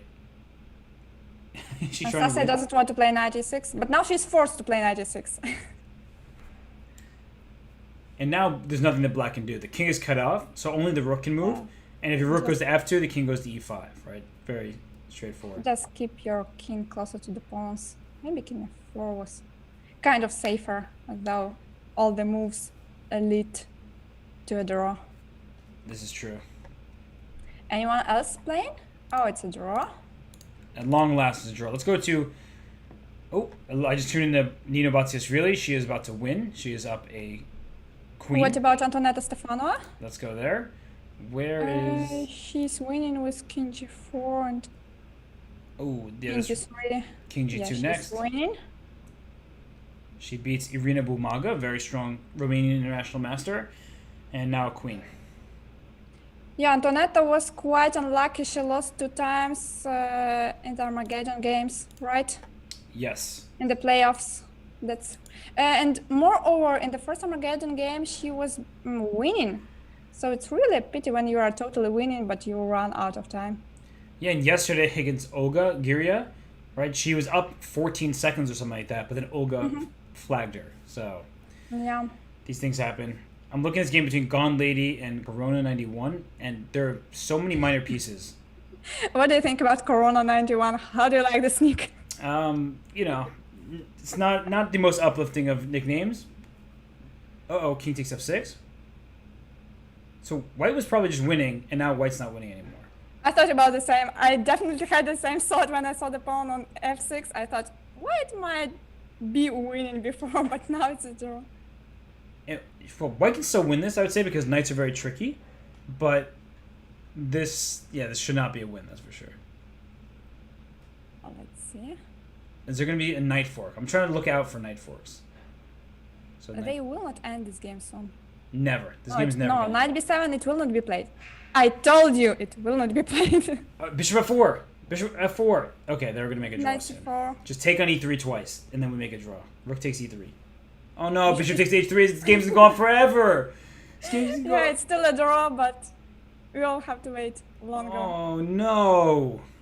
No, they did this on purpose. No. Why don't you like it? Why don't I like it? Okay, it's okay. We will enjoy this game. Okay. Maybe there will be some fork. Who knows? Well, since you enjoy it so much, I'm gonna sit back, relax, and you can commentate on. 94. Maybe king e7 was a primo. No. Oh, I see what you're looking. See, now you're getting into the Blitz commentary mode. I appreciate that. That you always 93. Thank you, Robert. Thank you. Knight e3. Yeah. Don't play bishop h2.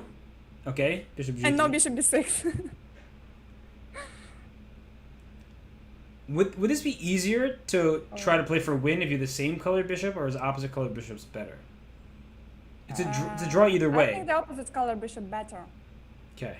Because then you can occupy more spaces with the bishop. Don't play bishop h2, and don't play king e7 next.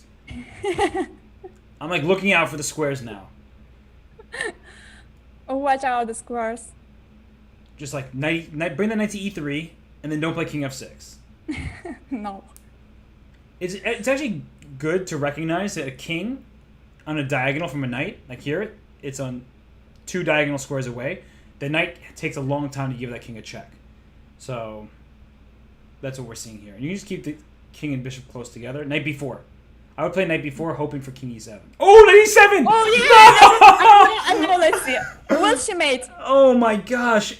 Anna, you knew this was gonna happen. I knew that would happen.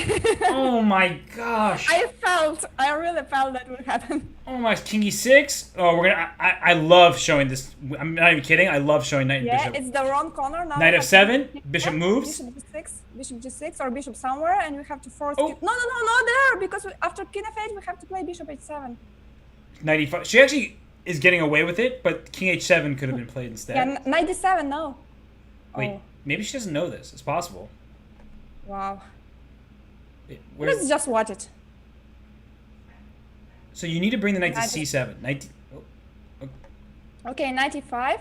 Uh-oh. Oh. Nobody knows. I don't think... Nope. No, I think... Knight D3? Knight D3? Keep the king away. Okay, good. King E6. Okay. Now I'm getting more confidence in her. Yeah. King D6, good. Getting closer. She's taking away the squares. Does King C6 or... No, but why not King C6? Good question. King C6 now. Okay. Oh, double bishop B5. No. Okay. Oh no, the king's gonna escape again. No, the king is going there. I think she will not win. She lost in time? No, she didn't lose. But she drew on time. Oh my god, what a game! Wow. Wow. No words. Anna, did you see how many moves this game was? No. 173 moves. 173. Wow. Yes. Have you ever played such a long game in your life? Probably not that long, but I have played. One time I played in Aeroflot. In my last round game against Alexander Ryazantsev, I don't remember how many moves it was, probably like 110 or 20. But we drew after like a really long game, 8 hours or so. Like the longest game of my life. Big fight. Yeah. I see. So back to Alina Kashlinskaya versus Nino Batsiashvili. We have a closed down position where the black pawn has gone to c4, but this feels very committal as a setup for black. It's still a theory, but you really have to be careful with playing c4, because if white can comfortably play b3, and then you may have some problems if you trade these pawns like c takes b3, queen b3. Then it's easier to play with white pieces, to attack the d5 pawn, to attack the b pawn, or if it goes to b6, then a4, a5 is a typical idea, something like that. And here we see b3. I think bishop takes c3 now, and then b5, just to reinforce the pawn. But one of the issues is if b takes c4, and if you take with the d pawn, then white has 2 pawns in the center and none for black, so she takes back with the b pawn. But it's hard to see how this pawn will ever make progress, because the rook on c3 is well placed. I think you can start with queen a4, for instance, going over the queen side, but maybe then queen to b6, rook to b8, and then this black knight comes in e4. Maybe it's not so You bad. can try to play h6 and then see where this bishop goes. If it goes to h4, then you play g5 and jump knight e4, or if white goes with bishop f6, the knight f6, and you still bring the knight to e4. I like queen a5 now for black, hitting the rook on c3, getting out the pin. Yeah, queen a5 looks very good. But she's listening to you. It's clear. I see. It's clear, she's listening to I you. am not always saying the right moves. Knight takes d7 for sure, because then black has to stick with the bishop on d7. And then h takes g5 is another option. you're sacrificing the exchange? No. I hope she didn't hear that. Knight. Let's see. No, not take. Don't take on g5. Don't do that. No, she's not going to do it. She was bishop d7. Okay. See, Nino's listening to me, and Alina's listening to you. So g5 is possible. Queen a5 is still possible as well, because you're hitting, there it is, you're hitting the rook on c3, so bishop takes f6, loses in exchange. I'll take your rook first. So Nino is definitely listening to you. It's not fair. You know, we all She make shouldn't be allowed. mistakes. Listening to me is usually a bad thing. So, queen c1 I'd play. That way after knight e4, I could play rook to a3. Ooh, this feels a little passive for my taste. Knight e4, nice. Is f3 going to be played somehow? But then knight c3 Knight is possible. c3. Queen d2. And then take on e2. Yeah. Wait, actually after queen d2, can I even play queen takes a2? I was trying to get tricky, but this is safer. Rook Queen e8. c3, queen e2. I don't know what was happening there. Seemed okay for black, but this feels... You don't even have to think to play this right now. Ooh, e4 is risky. Bishop f5. That's a nice move. Bishop f5, you can't take on f5. The pawn is pinned to the queen. And if you play e5, oops, there's bishop d3. And if you don't do anything, I'm going to take on e4. She did it? Bishop d3. Uh-oh. Oh, queen e1. Nice move, but queen takes a2. But queen b6? Oh, queen b6 is even better. I'm with you. Queen b6, yeah. Okay. Yep. Rook f2, only way to save the exchange, but then you lose d4, and then e5 is weak, and then I have two passed pawns, and d5 and c4. Nino. Yeah, you just move the queen somewhere and you start running with the pawns. The d4 pawn, that's why it was very important pawn. And black is just... I mean, how could you complain about this? Dream position. Even if you were not up a pawn, like let's say you threw the h6 pawn off the board, you'd still be thrilled. But you took away the most unnecessary pawn. well, I wasn't going to take away g7. That wouldn't be good. So c2 or bishop e4. I play bishop e4 to start. It just feels like I don't walk in any pins. Bishop e4 looks super safe. Yeah, just bishop e4. Oh, speaking of super safe, how about queen e4 that she just played? Queen e4. Queen e4 is fine too, but I would still prefer bishop e4. Because that way you'd have attacking chances. I didn't think about attacking chances. I thought about my bishop. I wanted to put it to the safe place. And d4, I mean, the pawns are just... They're pushing themselves at this point. They don't even need someone guiding them. Bishop e2? Oh, gosh. Is this rook trapped? That rook is very trapped. Yeah, rook e1 is still D3. possible, but then d3 or c2 even. Or bishop takes f3. I mean, any move, right? Oh, yeah. Too many good moves. We're spoiled Nice for game by choice. Nino. Yeah, Nino played a great game. I think h6 was a little imprecise, but okay, how can you blame a player for one imprecise move? A game of pretty much perfect moves after that. So this is going to be a win for her. Let's see, who else is up towards top? Stefanova, she's playing. Let's go over there, because I think we are... Oh, Stefanova's position is super nice. Oh, Just gosh. super nice. Did this come from a French? No, I don't think, because Stefanova doesn't play e4. It says London system, but it looks like a French with his bishop on b7. All right. I don't know if you know this. I really don't like the French defense. No? You didn't know that? Now I know. Now you know. I think it's the worst opening ever. Just you voluntarily trap your own bishop on move 1. How about rook takes b7 here? Oh, I like rook takes b7. Sack the queen. Knight c6, knight e7. Ah! That was a nice... Still nice. I think you will take on d7 and just try to run with the b pawn. That's too safe and sound. Yeah, You know her play, though. That's just too solid. b7. Yep. And then you have to sacrifice your bishop, and then you can... Looks hopeless for black. But we've seen even more hopeless positions where somehow there was a survival because of the time pressure. I don't see any chances, really. Did you see the game yesterday between Bibisara and Alina Tomilova? No. Well, that game... I missed something? Okay, it was the last game of the knockout. I'll show it to you later, but we could show it like when we get ready for the knockout. It was the final game, and Bibisara, they had drawn the first game, and she was completely lost in the second game, and she won even though she had 5 seconds and her opponent had 50 seconds. So, oh, really? Yeah, I'll show you that later, but that was crazy. Okay.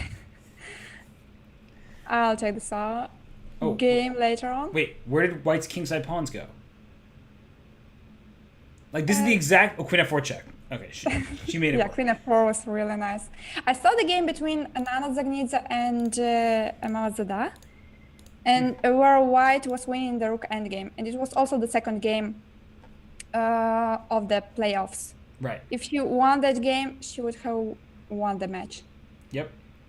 So, sometimes some miracles happen. This is true. But this game wasn't... No, was not for sure. Nothing happened.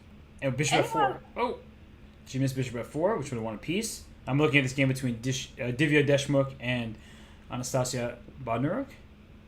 Anastasia seems winning, but only 3 seconds. Oh gosh. Yep.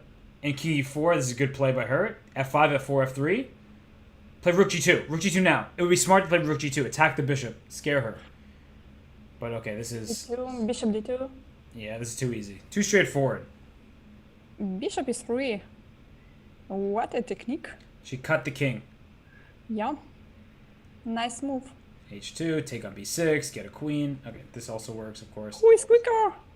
Black was quicker. Barely. Just barely.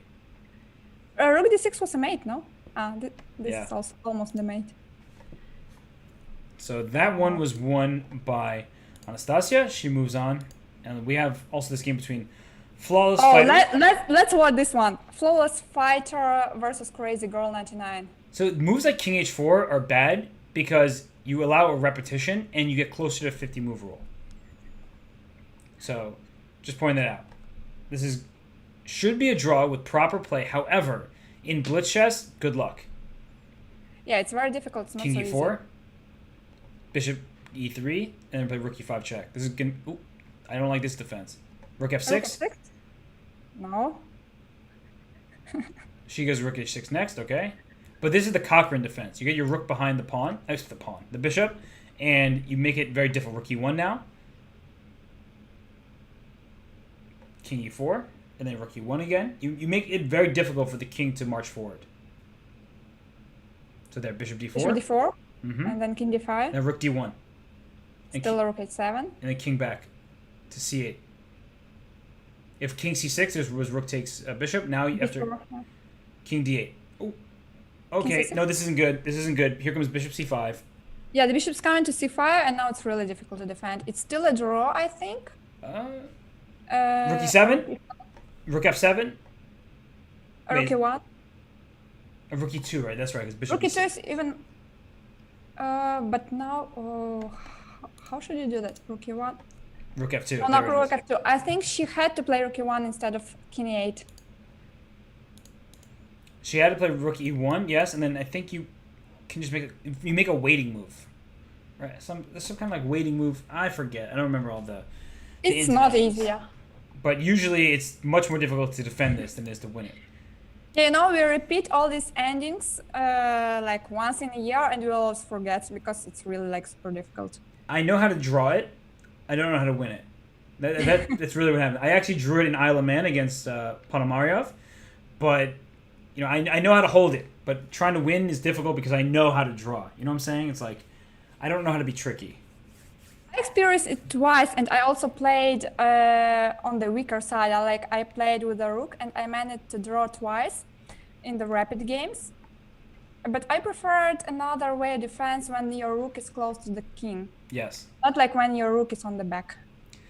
That makes sense. I actually won it one time from the better side because my opponent blundered his rook immediately. Like we started the position, I was like, oh Good. no. And I was playing a Grandmaster. He didn't have much time, and he just put his rook on the same line as the king, and I checked him and won his rook. Good. So he made my life as good as possible. So this position between Stefanova and Nino Batsishvili, it started from the London system, but it's a French. Right? How did they come to this position from London? So I'm going through it. I don't have all the answers for you. So bishop f4, then bishop g5, take on f6, g takes, and then we went back with bishop d6 to e7. So we actually got to a French defense. You were exactly in this theoretical position, yeah? Yes. From And Rubinstein. Wow. I don't think I've Amazing. ever seen this happen before. Like with d4 and then a London that turned into a French like this? No way. No way. Amazing. So let's talk about some of the plans here. It feels like white is just trying to blast through in the center, and black at some point probably wants to play c5 to gain space, but it's a very risky move to play when your king is still in the center, and then bishop b5 will happen. You need to time it correctly. I think you have to be careful with all these sacrifices on the f5. On f5 now, like with bishop f5, it takes e5, knight f5, maybe very dangerous. Also, you have to be careful with breakthrough of d5, and therefore very often black plays c6. And I didn't like f5 move because it's like a target now. You always have to be careful with all these bishop f5 ideas, or even d5 now. c4. Just playing for d5, but you're right, d5 was available. Also, playing f5 is very committal because it gives white the e5 square for her knight. Yeah. 95 threatens knight takes f7. I mean, I would play 95 right now and not even think twice about it. And maybe just d5 now. Looks Also very looks good. good. Yeah, Oh. d5, easy play. Yeah, e takes d5, knight takes f5. In come all of white's pieces. So f4 played. Can I play d takes e6? Not my pieces. Can I sacrifice them? I think d takes e6 you have to play in the blitz game. Oh. Because it's very difficult to play with the exposed king, and when you are attacked. D takes e6, f takes d3, then take on f7. She played knight e4, so. Yeah, I see she played knight e4, but that made her life more difficult. Much more difficult, and it made the position a lot less fun for us thinking about all the sacrifices. So she takes back. Knight takes d5. Back. Now bishop c4. Pin that knight. And then c6 Looks would probably have to be played. c6, knight e5. Well, Still okay for white. Still looks good. and the queen But- comes out to h5. So Maybe there was something better before. yeah, I think just sacrificing the piece, even if it didn't work, it worked. You know, just it's the move that you have to do. Remember that even if it didn't work, it works. That's my logic for you. So let's see. How can black? So knight e5. She has king b1. Wow. Not what I expected. I'm a bit puzzled. It feels a little too slow. Not in the spirit of the position. Yeah. Bishop. And there were no threats. Nope. So she didn't need this move at all. And bishop b4 is definitely a good move. You're hitting this rook on e1. You're giving space for your queen. You're opening up the e file for your pieces. You can play queen e7 next. And if you play knight d2, it's already a bit unpleasant because this knight wanted to go to e5 and now it has to go to d2. And what's the benefit of putting this? Is she going to go a3 next or something? I think she's going to play h3, but she lost some tempos, and when you have the initiative, you have to play quickly and attack quickly. Right. b5. Bishop b3, And then, I guess. yeah, I don't love b5. I guess she'll play a5 now? She going for an attack on the queen side somehow? Still, I can play a3, Yeah. I don't like this. so this will not help much. I think this actually just weakened black's position. Rook c1. Now it's put my knight c5. I'm going to start playing positionally. Or knight f3, just bring the... Oh, the knight is coming! Finally, at long last. The knight is coming to e5, and then you can play knight takes c6 ideas, queen h5, threatening f7. Black has to do something here. Queen... I think a4 will be played. But then just bishop takes d5 even, and then knight back to Yes, takes c3. d5, knight c3. Well, I mean, I really want to play something like a4 followed by b4. Maybe it's not right, but in Blitz, it's also very important to have a plan. I told you a4 would be played. And I told you that you would take and play knight to c3. And now b4 is coming. No. Haha. Queen takes b5. No. Oh, well, queen Okay. b5, then maybe bishop takes c3, actually. So, maybe... Oh, the queen c5 check. Oh, she's playing positionally now. Knight d4, knight c3. Blockading the pawns. Bishop on b7. b4, very good. And a3. Mm-hmm. Yeah. Now they turn the tables because it's now black who is trying to attack. Oh, queen b5. Good move. Queen b5, wow. This pawn on I didn't see d5. that one. I told you it was coming, queen b5. I warned you. What about queen c5 now? Just Oh, no. just take the... 8-2 doesn't work, so she trades here. A takes b2. b5, a takes b2. Queen c5 check you can play, but I wouldn't do that because there's rook a1, bishop takes d4. Oh, gosh. King takes Right. b2. King b2, look at this king. King b3, you're safe. Queen a6. Are you serious? I'm serious. Oh, knight f5, but queen c3 now. Queen No, c5 check. Queen Only move. c5. No, queen c5. Finally. But take, rook d to Finally. b8. Oh, queen c5 played rook takes d8 first. Trade the rook with check. That's important. Yes. That's a very good inclusion. Rook d8 was very important indeed. And now, And now it's easy. Now the king is really very close to the center. wait, do I have, no, I don't have c6, so Knight d6, rook c5. knight e4, and then play pawn Rook f3. e5. Or rook c6. Yes, it's not going Knight to be a f6. win. It's a draw. What a It's crazy gonna- game. It's gonna be a draw. Yeah, what a crazy game. we both were going back think- and forth, you know. I think it was like a roller coaster. I like roller coasters, and I also like this game, so I guess that it works. I don't know if you also like roller coasters. They can be scary for some people, I tried it But- 2 years ago, 3 years ago. but not a fan. And I felt I'm a bit too old. No, come on.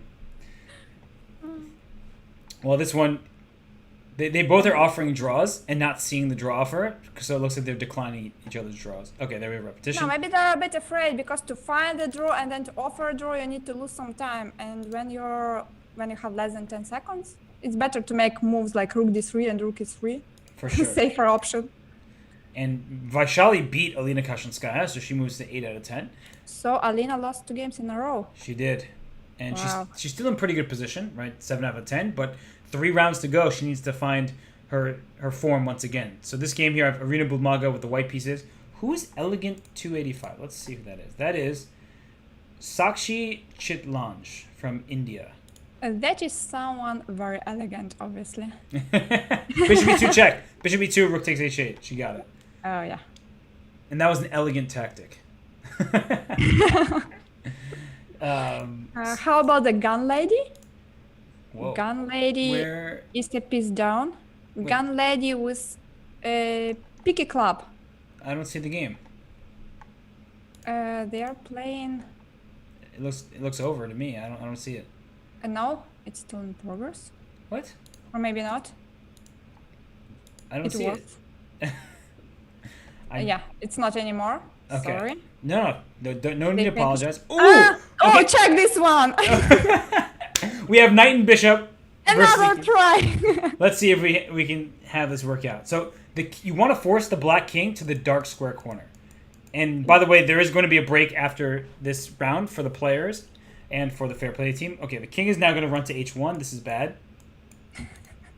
The king's running away. I think I need to do a lesson. I should create a video. I've done this knight and bishop checkmate during the Vikings 2019. There was a game in between Magnus and Duda where it could have happened, so I showed everybody the technique. And right now, it seems like that lesson needs to be learned once more. I played this endgame a couple of times, but I won quite easily. So Yes. I can help you with the lesson. I'm glad to have you help me. I mean, right now, it seems like the players... The thing is, if you don't know it, it is very hard to come up with it on the spot. Like It's impossible in the Blitz game. If you don't know it, then you have no chances. Right. And that's why these players, they're struggling with it. They just don't know it. That's fine. It's not It's a something draw, another draw. It's another draw. So, I mean, we can take a break in a second, but I do want to help people out in this end game. So, the black king wants to stay in the corner that is different from the bishop on d4. So the black king is best served in h1 or a8. You want to run to those corners. And so white can force the king to the corner. So king e5, let's say to start. And let's say the king tries to come back to g2. In comes my king to f4. You want to play some move like king to h1 or h3. Doesn't really matter too much. Don't stalemate the king. Don't play king to g3. That would be a stalemate. So play king f3. And the point is that this king is going to try to stay in the corner as best as possible. So here already you have the perfect setup to get the king out. You check on e5. The king comes to h1. Don't play knight to e2 because that's stalemate again. You want to force the king out, so you bring your knight to e4. The king has no... You want to always look at what squares the king has. g1. Knight to f2. No longer has h file squares. Over to f1. And now we're in the perfect situation. We have bishop h2. King comes to e1, and you do the M or the W. Because we have Anna Muzichuk with us, it's the M formation, where we go knight to e4. Very important. The king comes to f1. We bring our... Look at it again. The king has no squares except for e1. So we give a check, forcing the king over to e1. Then now the king doesn't have the f1, f2, or e2 squares. So we bring our king over to make sure the king has to go to the dark square corner where we have a dark square bishop. You want the king to be the corner that matches. So king to d1, the king is trying to escape. You go king to d3. You've taken away all the squares from here. The king tries to get back to that light square corner. Bishop g3 check. Remember, you already have f1 and e2 under your control. The only square you didn't have was f2. But playing bishop g3 says, oh, now that square goes from green to red. Go back to d1. Now you continue your M. What was the M? f2 to e4, e4 to d2, d2 to c4, c4 to b2. It doesn't look like an M based on the arrows that Chess.com has, but believe me, that's an M. In my head, that's a no. So the king, knight goes to c4, the king goes to c1.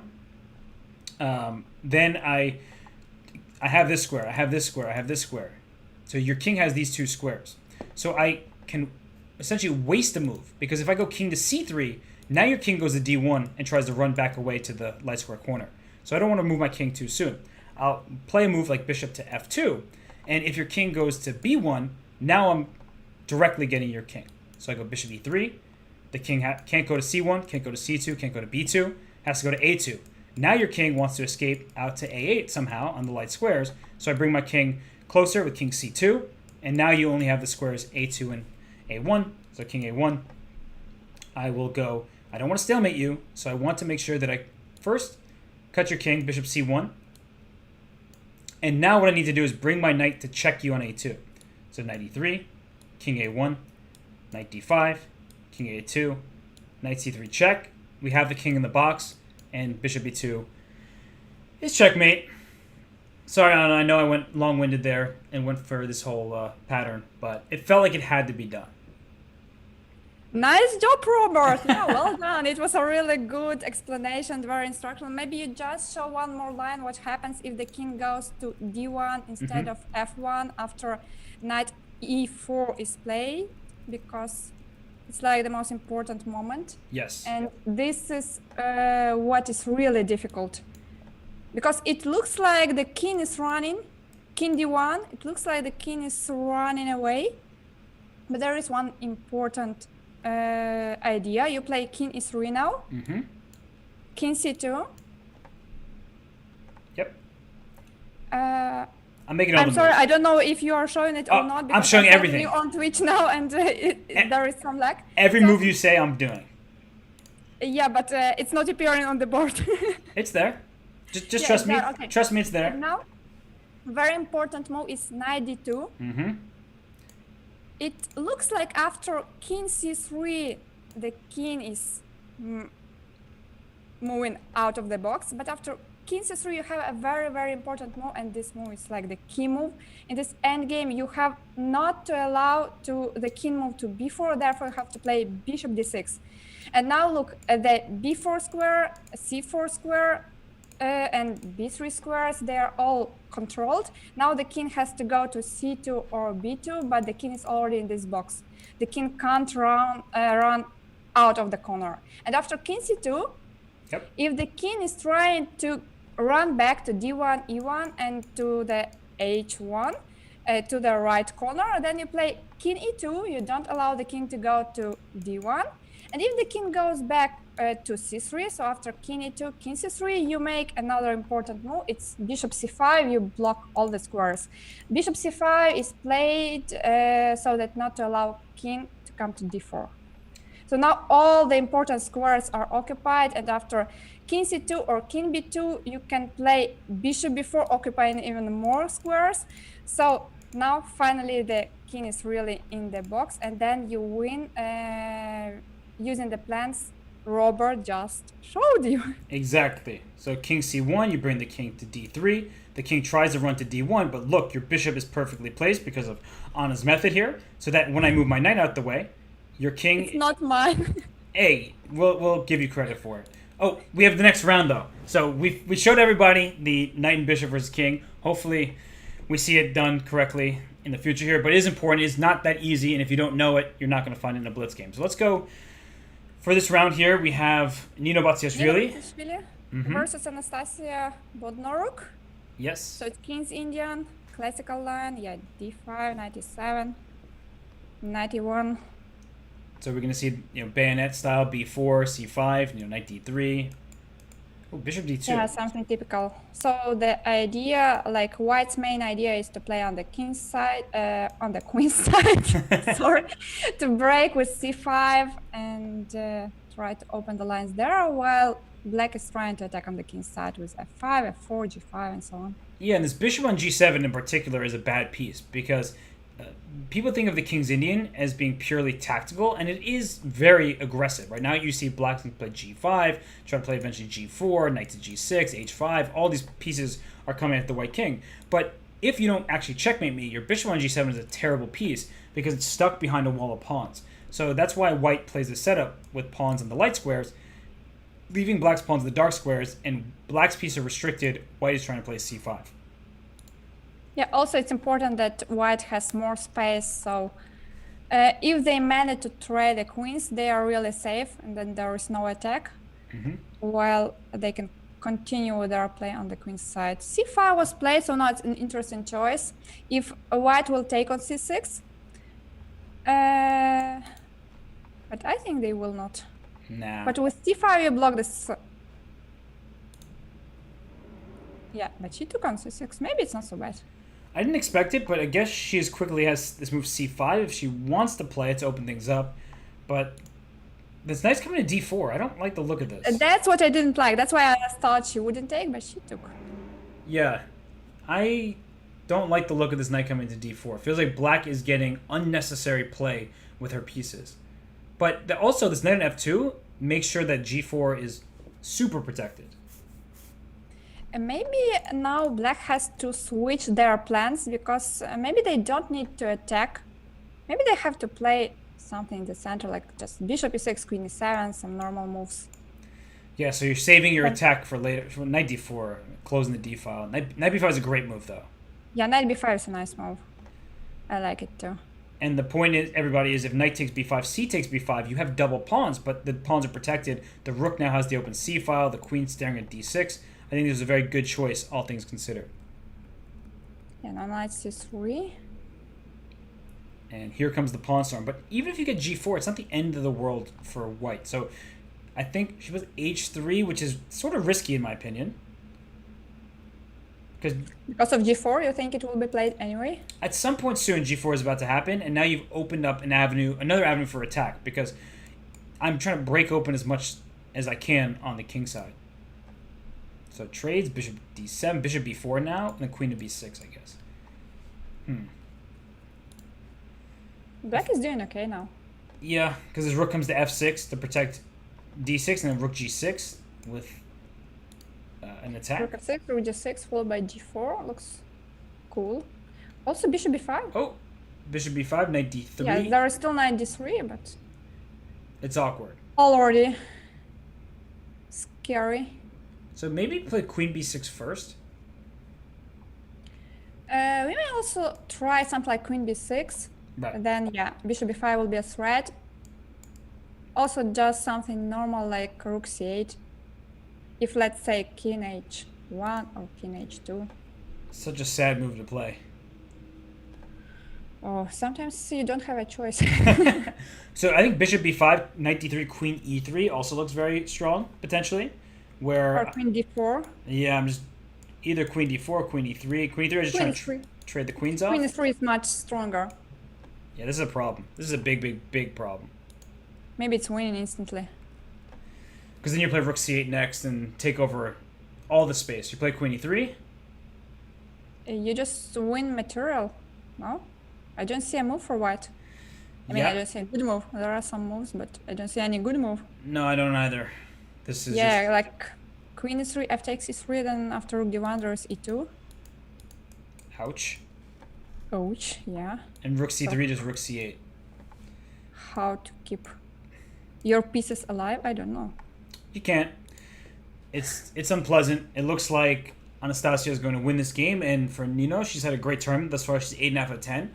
But if you look at the standings, Anna, like, there's so many people at 7.5 points that can win, that even though Nino's been in the lead, she loses one game and now she's in a big tie, and then you start feeling all the pressure. Yeah, it's good to be a leader. I agree. What I thought that people like to be followers. I guess I was mistaken this whole time. Speaking of followers, Anna Muzichuk has a great Twitch channel. So if you're here, you're new here, go follow her, Anna Muzichuk. And she provides great educational and entertaining content. So there's a plug for you, Anna. I know you probably don't do that, but I have to. So I have to because I want to. Thank you so much. Yeah, I started streaming recently, like a bit more than 2 months, I guess. But I have to say I like it. It's really fun. Well, you and Lizzie screaming at each other is really great entertainment. So It's like not me and Lizzie streaming, but me and Lizzie trolling each other. it's definitely a lot of fun. So everybody, I should check that out. And, well, somehow Nino still has a chance here. Like, She gave a piece. right, and she took d6 and e2 is falling next. So there's some hope to survive this, even though g4 I think is going to be very good for black anyway. First, take care of the rook. Oh. Yeah. Rook f7. See, this and is then g4. I blunder other people's pieces all the time. I forgot the rook was under attack. But this is very good. And Bishop b4. Mm-hmm.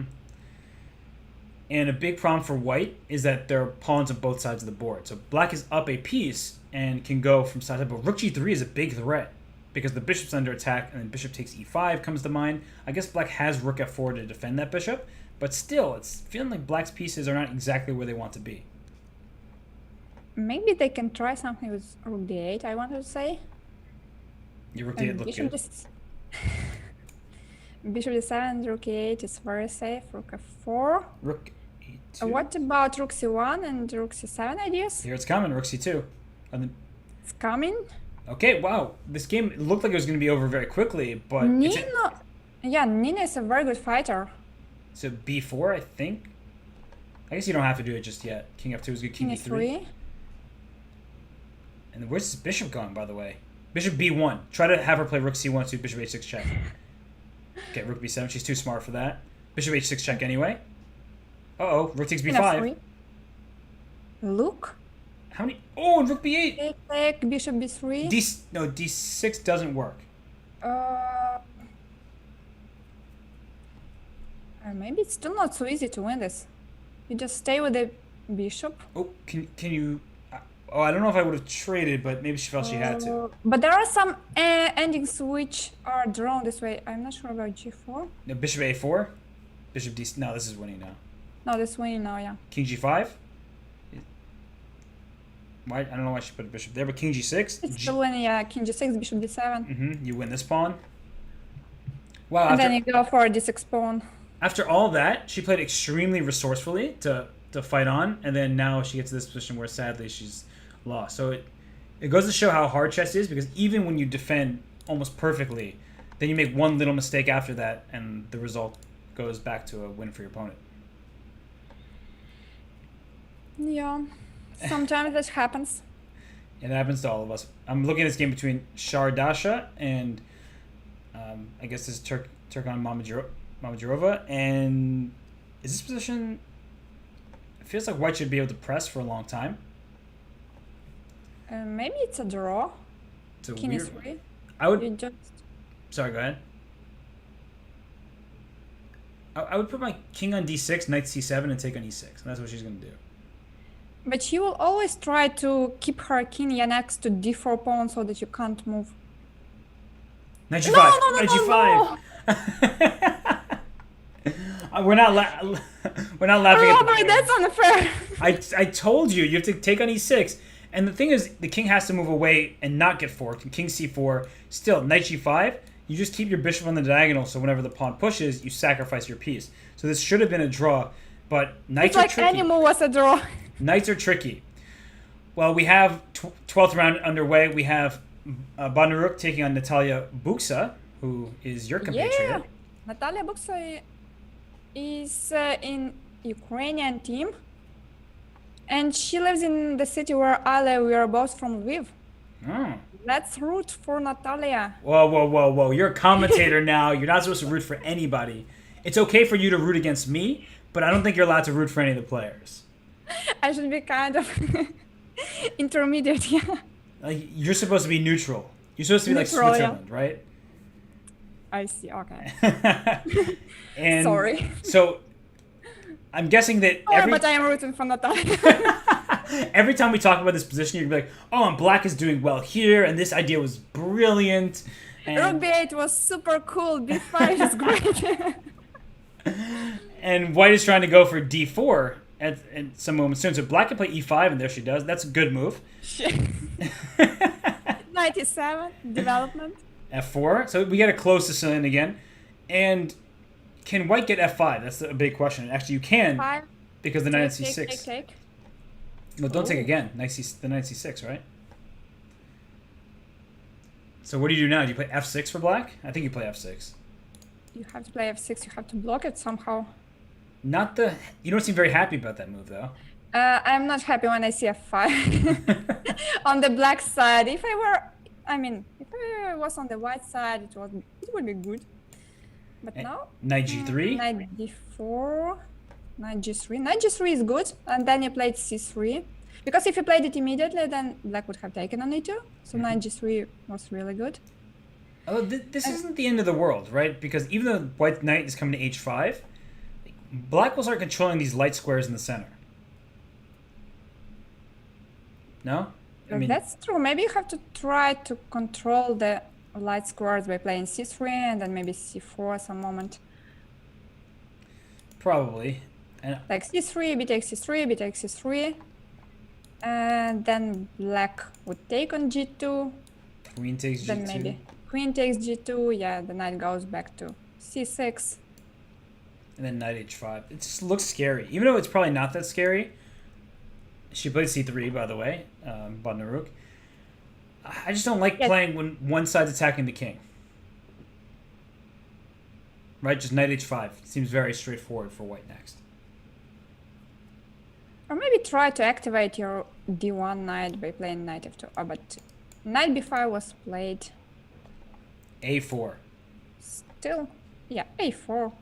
Maybe c4 as well. c4, knight d4, and then knight c3. And try to say that the bishop on g7 is not a good piece. Why not? Rook b1.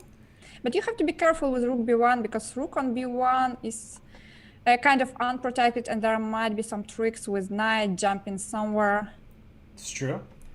So took on g2. I expect queen takes back. Because king takes back. King g2 feels... Queen d7 or queen d7. She does it. Is she going to put her king on h3? Maybe now c4, because the knight is far from d4. No, I mean, taking on b8 and then c4. Right. I just forgot to say about that. So the knight came d5. Even here, c4 makes sense. But the problem with c4 is eventually black will play d5 and open up the position. So I agree with you that c4 looks good, but at least it gives black an opportunity to start opening up some lines. So c4 was played? C4 was played. I think knight takes e3. Queen takes e3. Do we actually want to take that bishop? Like, I guess knight b6. Okay, so knight e3, queen e3. What was your follow-up going to be? I don't know, but white should start playing positional and not like for the attack. Oh, queen e4. Yeah, queen e4, and you have to regroup the knights. Like to bring one knight to c3, another one to e4. And then just say that bishop on g7 is like a pawn and doing nothing. d5 should be played for sure. d5 must be played. You can't trade the queens. King g1 good because there was knight f4 check and knight e3 check. Knight c3, queen takes queen. I was like, oh, there's a fork. No, there's no fork. Knight f4, I don't like it. Yeah, trade and go rook b7. Yeah, you shouldn't trade the queens. Then it's very easy to play knight g4. Ooh. And it's very unpleasant endgame. The rook comes to b7. The bishop is very passive. It doesn't look good for black. It could be worse, but it looks really bad. Yeah, true. Maybe rook d8 and if knight takes c5, bishop f8 to try to kick this knight out and then hit the d3 pawn. But maybe then I go back to e4 and then I'm attacking the pawn on f6. Yeah, you're right. I'm trying to be hopeful for your teammate. Thank you. h5, good try. So h3 probably. But even if you just take, I mean, if you trade the pawns, it's already some improvement. Yeah, you know what's good about this is now the king can go to h7 and to h6. It may not seem important just yet, but if the knight ever leaves e4... h4, no. No. Okay, well, knight takes e5, she'll play rook c8, I guess. And she does it. What? You can't go rook c1, knight e2 check. You can bring in knight f2 to e4, but then you lose the h3 pawn. So knight c5 has to move somewhere. Rook b5 is possible, but bishop f8. So no matter what, your knight's getting kicked off the square. Maybe this was a pretty good try. Bishop f8. Bishop f8 still. Yeah, now the rook. will go to c2 or c1. C1 first and then C2, right?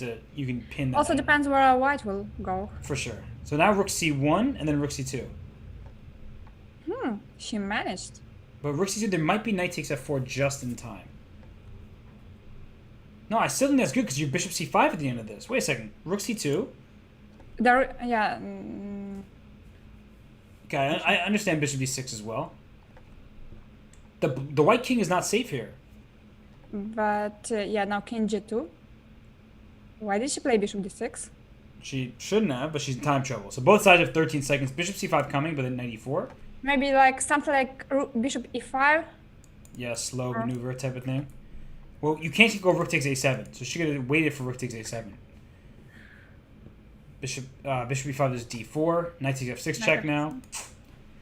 See, now you have me rooting for her. I'm trying to be a neutral commentator, and now I'm feeling a little sad about it. Rook D7, Knight F6 check, and then G6, Rook F7 mate. That's mate next move. Yeah. That's Good one check. try. Checkmate. Okay. Oh, Natalia lost. Yeah, Well, you sound like you lost the game. This is how I could tell you were rooting for it because we have and Sanyura. Who is that? is on Euro. She's 8.5 points coming through. Maltsevskaya? Mm-hmm. And this is a draw. No, it's a draw. Oh, that was a tricky, nice effort though. You want to keep the king in front of the pawn as much as you can, and you want to meet your opponent's infiltration with opposition. So if king to c3, king to c1, king to a3, king to a1. But if you can put your king right in front of the pawn, do it every single time. So that's why, when king c4, king c1 is losing, so block the pawn every single time. King c1, king c3, king b1, b2. Your king has an escape square. My king goes up, and I promote. So block the pawn as much as you can, and when you can't block the pawn, you stay in front of it, and that way you make sure that you hold the draw. So stay in front of the pawn with king to b1, and then go back up if you can. Otherwise, keep opposition. That's the simplest way I think you can put it. All right, a happy pawn. That's Jennifer Yu. She is, very happy about her pawn that became a queen. Goryachkina won her game So not so long ago. So Goryachkina now has 8.5 points. Oh, she needs to win and hope that the other results go her way. Yeah, she's on which place? She's down there at 11th place with 8.5 points. Yeah. So if she wins and other people, don't win, or she'll end up in a tie likely if up past 8th place, and she'll need the tiebreaks to go her way, which you never know. I think if she wins, she has good chances to qualify.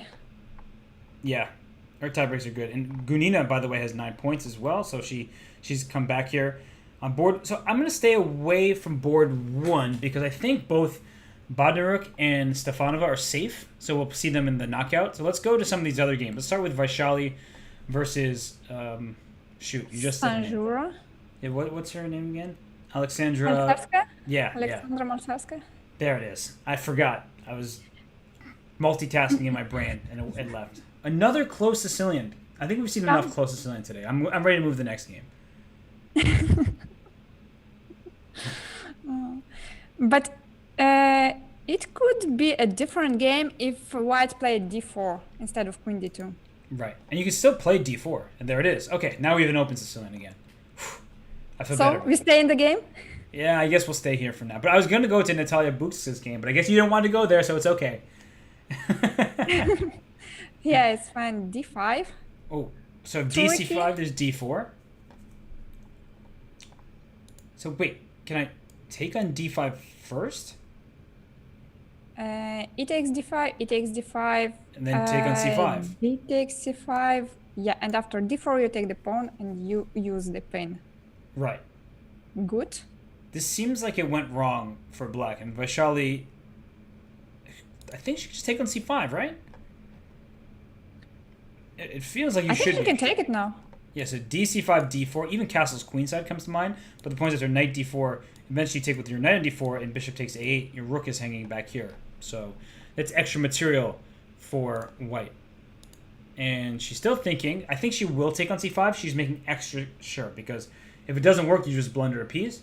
But it does seem like it is working out. But you have more than one line after d4, so you can take with the bishop, you can take with the knight, you can even think about rook d1 or long castle. There are so many options. So just take on c5 and think then, because maybe d4 will be played. But she castled queenside, so She castled. maybe she sees more than us, or she's seeing ghosts. In which case, she still is seeing more than us. Just maybe not something you want to see.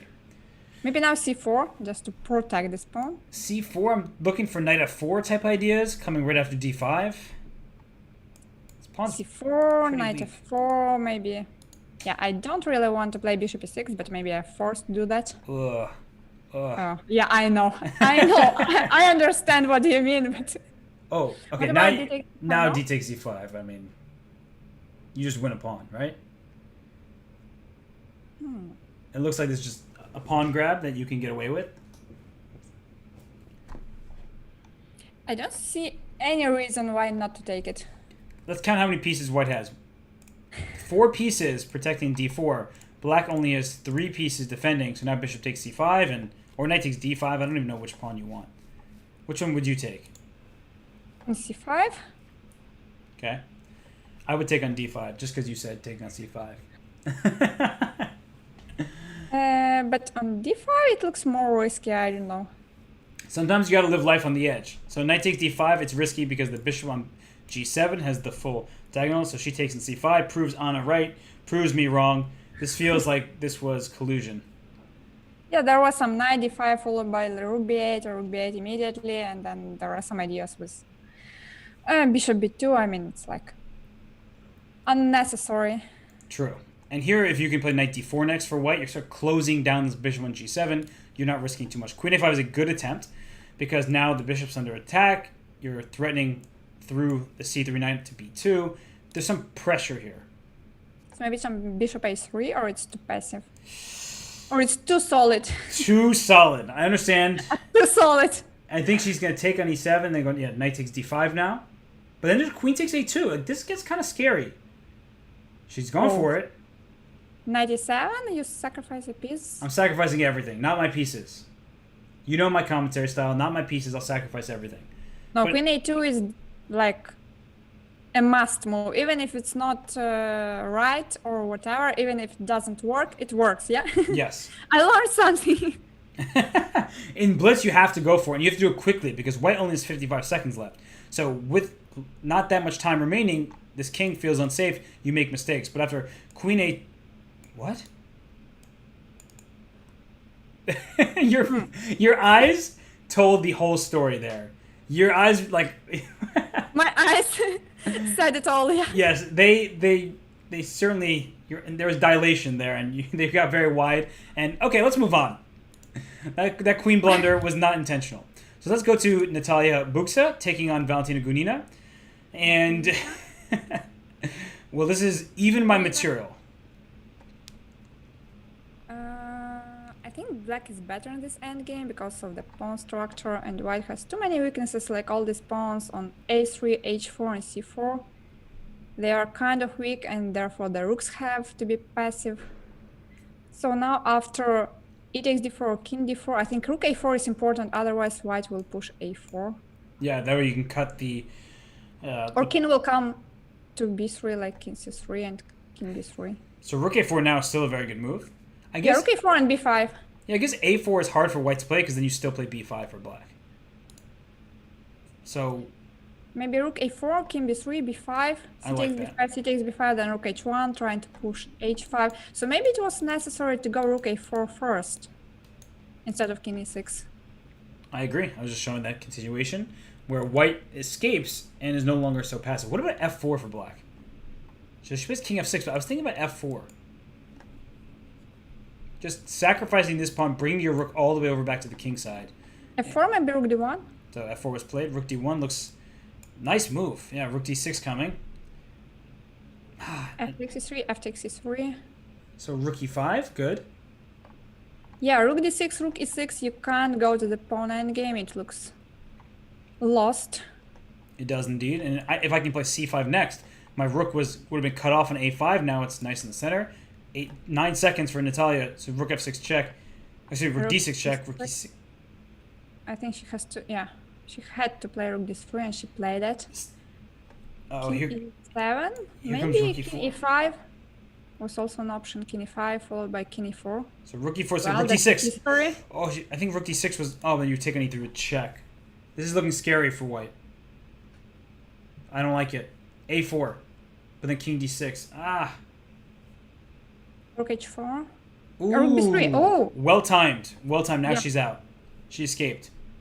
Black had to play king d6 first and then leave this pawn for the future. So, it's so hard to not just take the pawn when it's being offered to you, but you're right. So king Yeah, rook c4. a3, king c4. We trade pawns on g6 and e3, and then the c pawn is blockaded, and I'm going to win it next move. King yeah, e4. King d5, right? Mm-hmm. King e5. Good decision. Try to be active. Because if you took on c5, rook takes e4, your king was cut, and so black's pawn could start advancing. So here, this king on e5 threatens rook b7, followed by king f6 type of stuff. Here's a check. Play rook c7 next. All right, king f6 also good. Also fine. King g5. King e5. Okay. King d5. Important. Oh. King c4. Wait a second. Uh-oh, this is not looking good anymore. Rook c2. No. Push the e pawn. Just use it as a distraction, I think. E6. King d7. Good. And e6. And king f6 is King coming c6, though. and yeah, king e8 was right. Uh-oh. e7. E7 is g4. Oh. g3, you have to stay. Okay, but what can black do now? Rook e3. Rook e3. Rook g3 check. Rook g3. King f8. Okay, rook f2 check. You get away Yeah. from... So king f8 was probably... There's two pawns here. Oh yeah. Rook- No, it's lost. Just rook d2 and rook e2. Yeah. King f8 was a blunder. Yeah. She didn't. She shouldn't have allowed the c5 pawn run. And sadly, that means she's not Had going to to make... make it somehow. She's not going to make the top 8. She had 9 of 11. She's lost 2 straight games at the end there. And Gunina moves into the top 8. But unfortunately for your friend there, yeah, I'm sorry. Yeah. But it's fight. It's chess. It's Sometimes true. you win. Sometimes you lose. This is... Sometimes you learn. Sometimes you try to learn. Hopefully you always learn. And, you know, that's the way I like to say. You either win or you learn. But sometimes, yeah, you just Yeah, don't it's learn. better to learn on the winning games. You still learn, but you won the game. You're not wrong. And we just have the last few games here going on. And... So it's Lela 96. Who is Lela 96? I don't know, but they're not going to... Olga Artemyeva. So it's the wife of Vladislav Of Vladislav who? Artemiev? Artemyeva. Oh, wow. And I think we're about She to... lost. Oh, the tournament is over, so we see our 8 places. So Daisy Corey again sneaks in there for 8th place. She's been playing every single time, it feels like. So Anastasia Badnaruk gets first, Gunina second, Vaishali third, Stefanova fourth, Kashlinskaya fifth. That's Batsishvili sixth, or tie for fifth, but sixth. Alina Tomilova, who, oh my gosh, I'll have to show you the position she didn't win yesterday. And then we see that last qualifier is Daisy Corey making the top 8. Unfortunately for Maria Gavorgyan and the others, they are not making it despite having 9.5 out of 13 as well. So, Anna, we're going to get a quick break. The players are going to set up in a call, and they're going to abide by the fair play regulations so we can bring them on camera. But for now, we'll be back in a few minutes. Any kind of final thoughts of the Swiss portion before we head to break? Yeah. No final thoughts? Final thoughts? No, I was checking the standings and I was surprised that, for example, Goryachkina didn't make it to the playoffs, and also many other players like Nana Zagnidze, they are super strong, but they didn't make it to the top 8. So we are looking forward to a very interesting playoff tournament, and it will be even there will be even more tough games and more fight. For sure. And with Many that, interesting games are coming. absolutely. And with that, we'll take a break, maybe stretch our legs, grab some water, but we'll be back very soon with the knockout. So stay where you are, everybody. We'll be right back.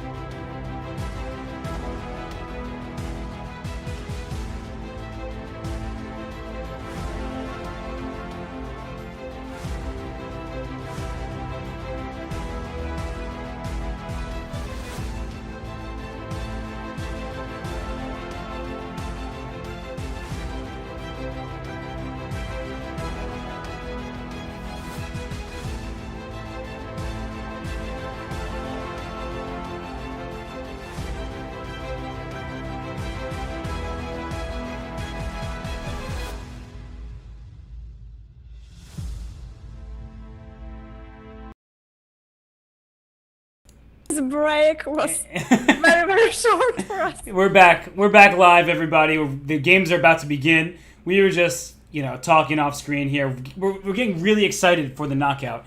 But when you look at the pairings here, Bodnaruk versus Daisy Corey, Antonetta Stefanova taking on Nino Batsiashvili, Gunina versus Elena Tomilova, and Vaishali taking on Alina Kashlinskaya.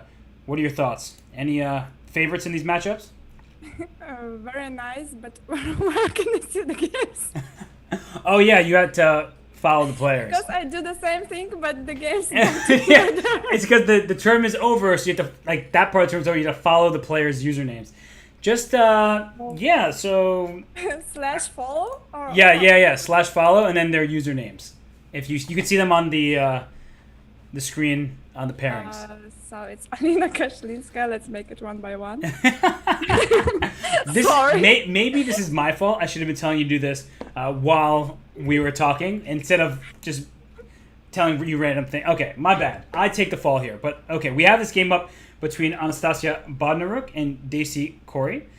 That's a DEY 2580 for those of us who are trying to follow the players. It's like it doesn't work. I think I have to follow them by their nicks, not like by their names.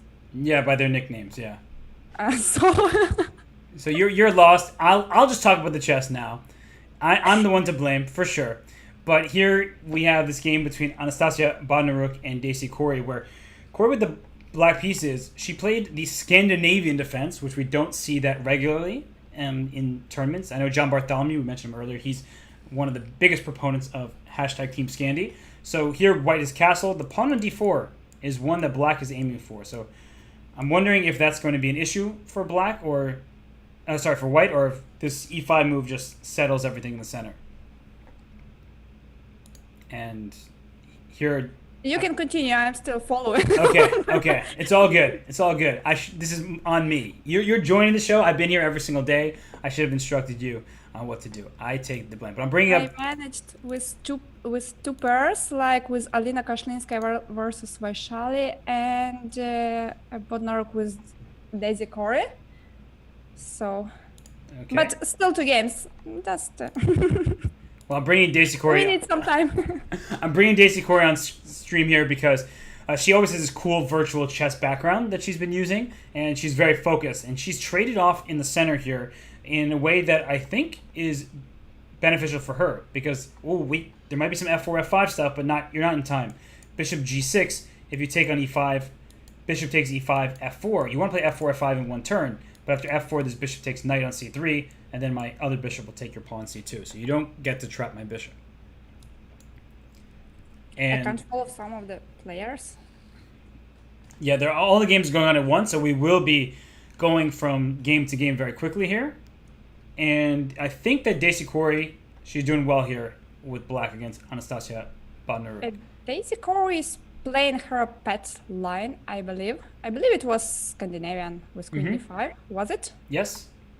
Yeah, it was, and it seems like she already has a lot of experience in this line. And she's really doing good. Yeah, knight c4 looks really nice. Yeah, this is just good for black because typically in the Scandinavian, you get rapid development for white because black had to bring the queen out in the second move. Here already, bishop takes f5. Don't take on b2 too early because you look at this bishop on g2 staring at b7. If you take on b2, there would be rook to b1 opening up the file there. So instead, she goes bishop c5 after taking e3, rook d2 coming, rook e8 coming. Anna, this just looks really good for black. Really, really good. I totally agree with you. It's not clear if white should defend their e3 pawn because then they will have to be very passive, or they should try to sacrifice it, but to get some counterplay with rook d1 and not allowing rook d2. I don't know. Yeah, maybe not also an easy choice. Knight e4 here potentially. If you trade knights off, I think your position is easier to play. So she plays rook e1, goes for the passive setup, but I was thinking if we can accomplish the knights being traded, then it's opposite colored bishops, your drawing chances improve. But it's not only the different color bishops endgame or opposite color bishop endgame, but there are rooks, and it's important point with the rooks. The side who has more material, who is material up, has much more chances. So I'm not sure if knight e4 was like helpful. Yeah, but I think that this position looks pretty tough for Bunner. But maybe she'll play rook a to d1, start trying to trade pieces, and hope that she can survive that. It's going to be good for Daisy Court regardless. She went rook e2, but now rook takes e3. It looks great. Also, instead of rook e8, there was rook d2. I saw nothing wrong. But rook d2 is coming anyway. Yes, So it maybe is. she was right. And once rook d2 happens, you can't really protect c2 because rook f2 check is a threat. This is already, I think, winning for Daisy Court. Yeah, it's very unpleasant. If Bodnar loses this game with white, then she has to win with black, and it's a very difficult task. Indeed. So rook f2 check, I think you should throw in this check. That way, and move your bishop back to a7. And that way you have a discovered check next move. And c2 is hanging and f5 are both hanging. So rook f2 check first, because if you move your bishop away too early, white has rook to e2. But bishop d4 also would be good, but rook f2 check and have bishop a7. Just hide your bishop. Bishop d4? Maybe... Then, I can't go knight e2. You tricked me! I was like, oh, but then I have knight e2 attacking your bishop, but knight e2, you just take my knight. Maybe now even bishop c3. Yeah. Okay, rook c2 is easier. Yeah, just take everything. Rook takes b2 Yeah, now. You just play my favorite Pac-Man game. That's what Wait. happens very often in my stream. Wait. Have you heard me say that before? Because that's what I call it. I call this, I always say Pac-Man when you take all the pieces Really? like this. Yeah. I Everyone, didn't know about that. the people who watch me that are in the chat, they can confirm that. But that's what I always say. In fact, I'm getting a Pac-Man emote made for me about this exact situation. Really? Wow. That's very surprising. Wow, okay. So I wasn't expecting us to both call it Pac-Man. By the way, Vaishali beat Alina Kashlinskaya, and so Yeah. she goes up 1-0. Let's move to a different game because I do think that this one is going to be a win for Daisy Court. Let's look at the game between... Do you have the Gunina game up? Gunina, this is the only game I don't Click on the know. binoculars, like down below, see. and then her Vinia's yeah, game. I got it. Oh, whoa, what's happening Oh. here? This is a typical Gunina's game. King on f3.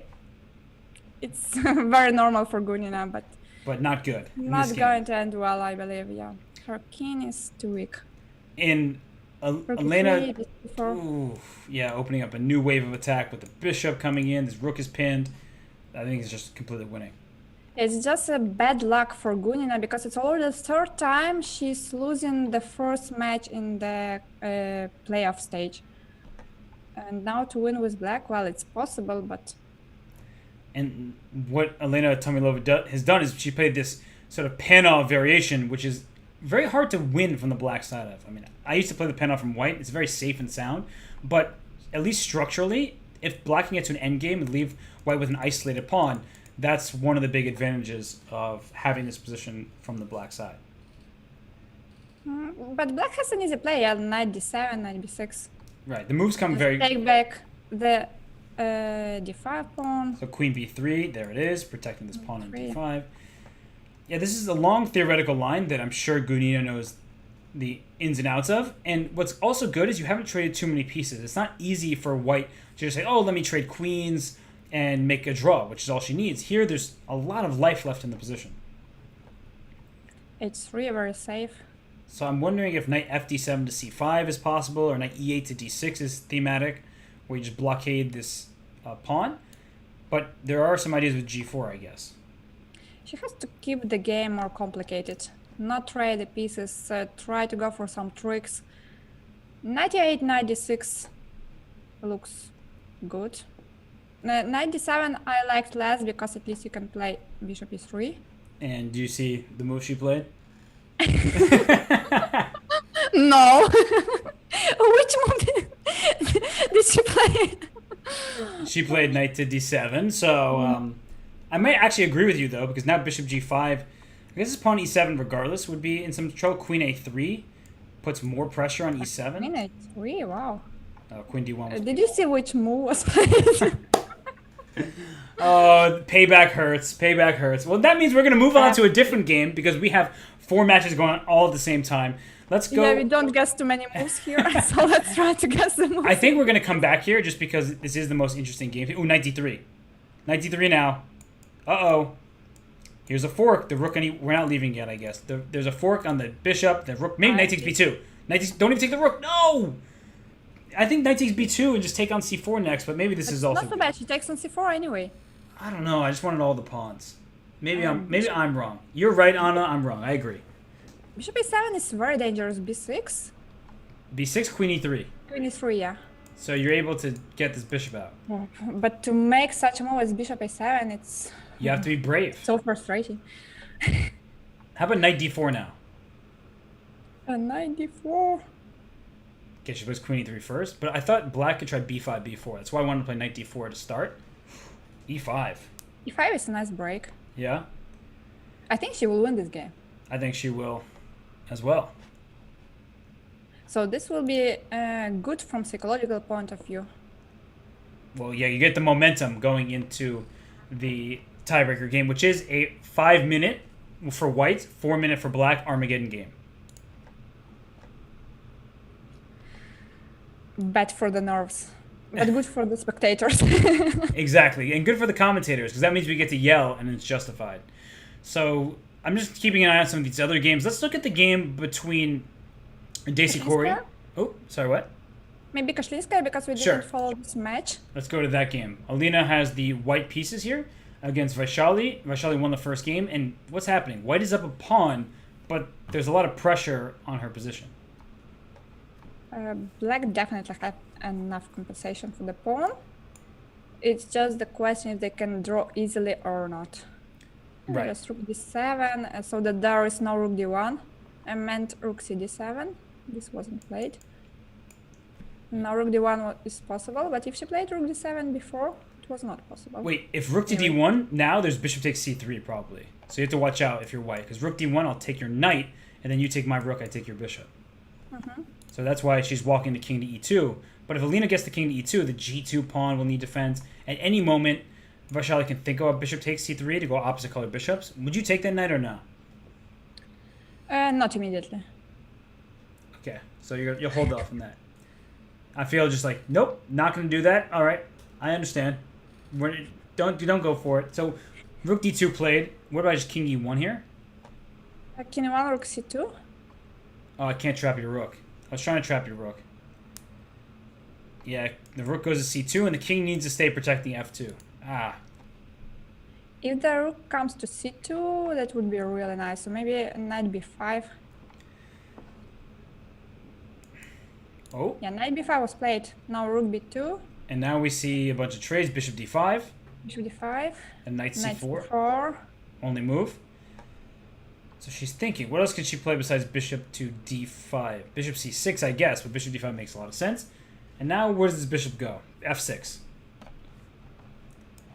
Just attack a pawn. Just move this bishop somewhere. Don't blunder it. But then white can play g3. Oh! No! Oh! Anna! Anna, you jinxed it! It's my fault! You jinxed it! What's happening? Wait, she didn't take it! They both didn't see the bishop was hanging. How? Oh my gosh! I don't know. I bring Vaishali. Check. No! Will she take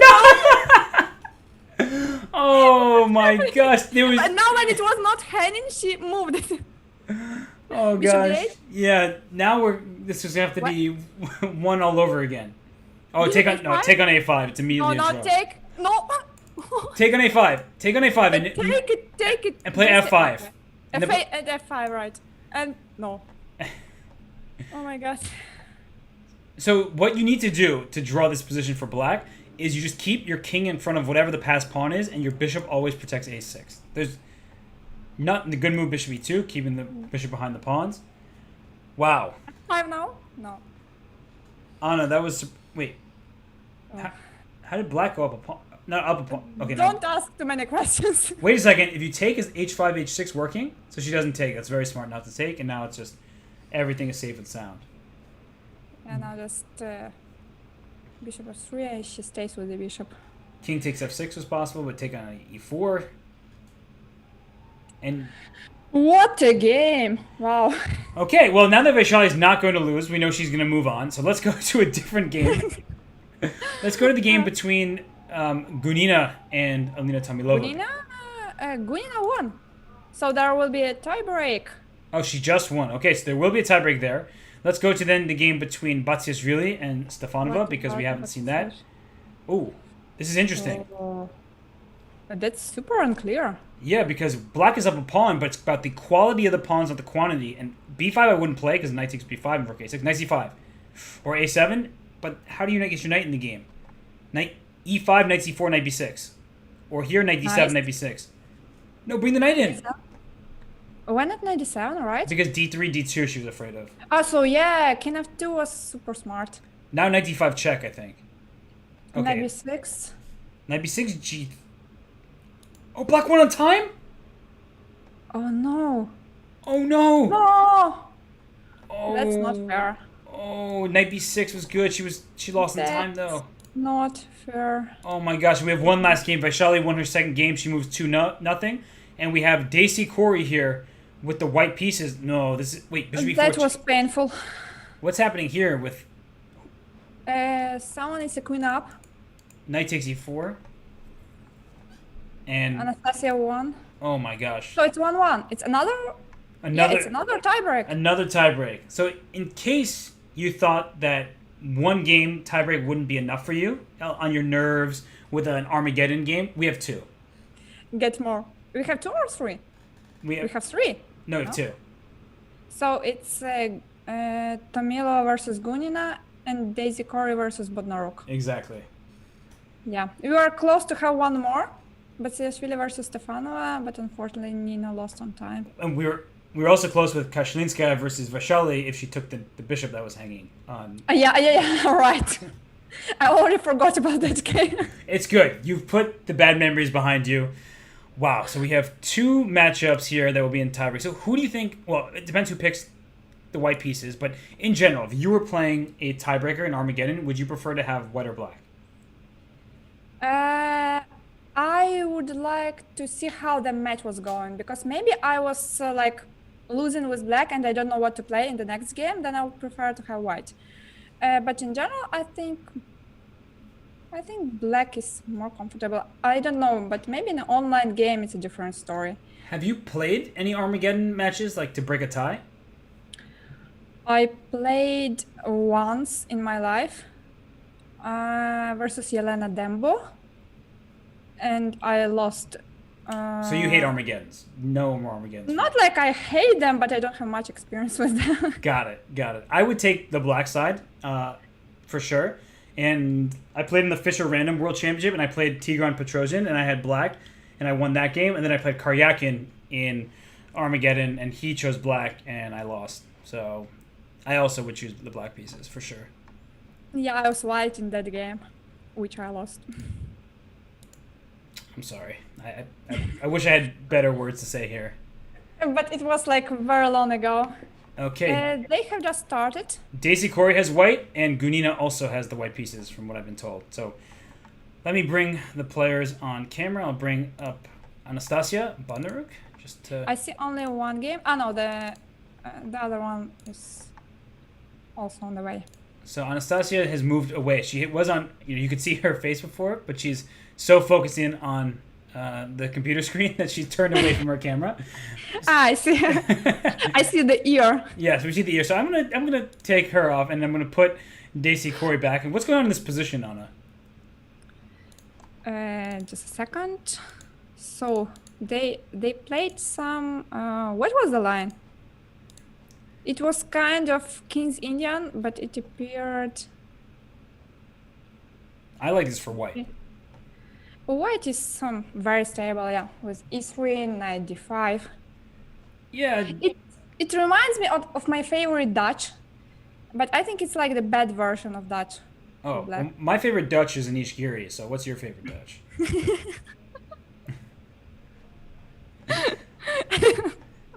Yeah. And knight d5, I'm not sure it was so precise because now the knight can move to e5. Mm-hmm. And then I can play c6. And c6 is a move that, generally speaking, is useful, but it does make the d6 pawn a little bit weaker. So that's something you have to be... Yeah, it has some serious drawbacks. And actually, after c6, like knight f4. If you go rook to d8 somehow, I have c5, and there's some pressure because your knight on e5 needs defense. I could take your bishop on e6. Things like that make it very unclear. Also, queen a3 is unpleasant, like c6, knight f4, knight, rook a8, and queen a3 attacking both pawns. Good point. So Anastasia played g5. Let's go to the other game. F4. I don't know how I can go to the other game when f4 is played, but let us try to bounce between games for the time being because there are two of them. What's going on in Gunina versus Tomilova here? Whoa, this is a hectic position. It will be something really hectic.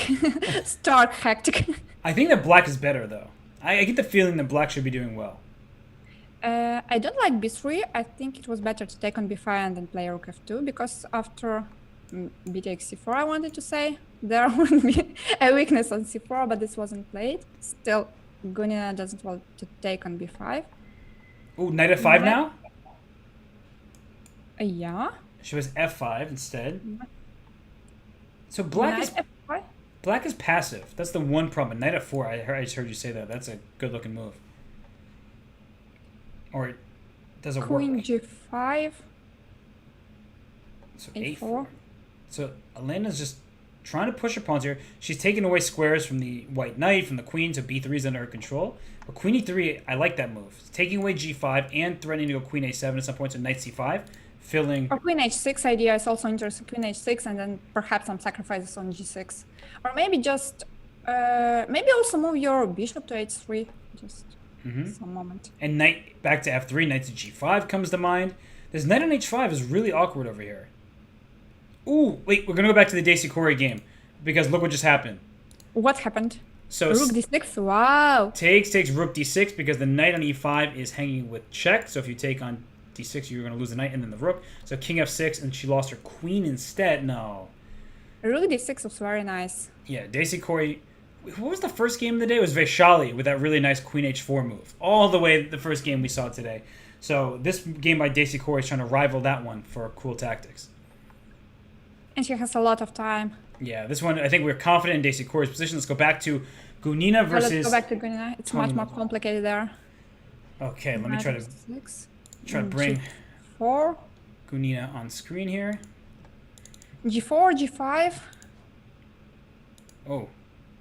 G5, very good.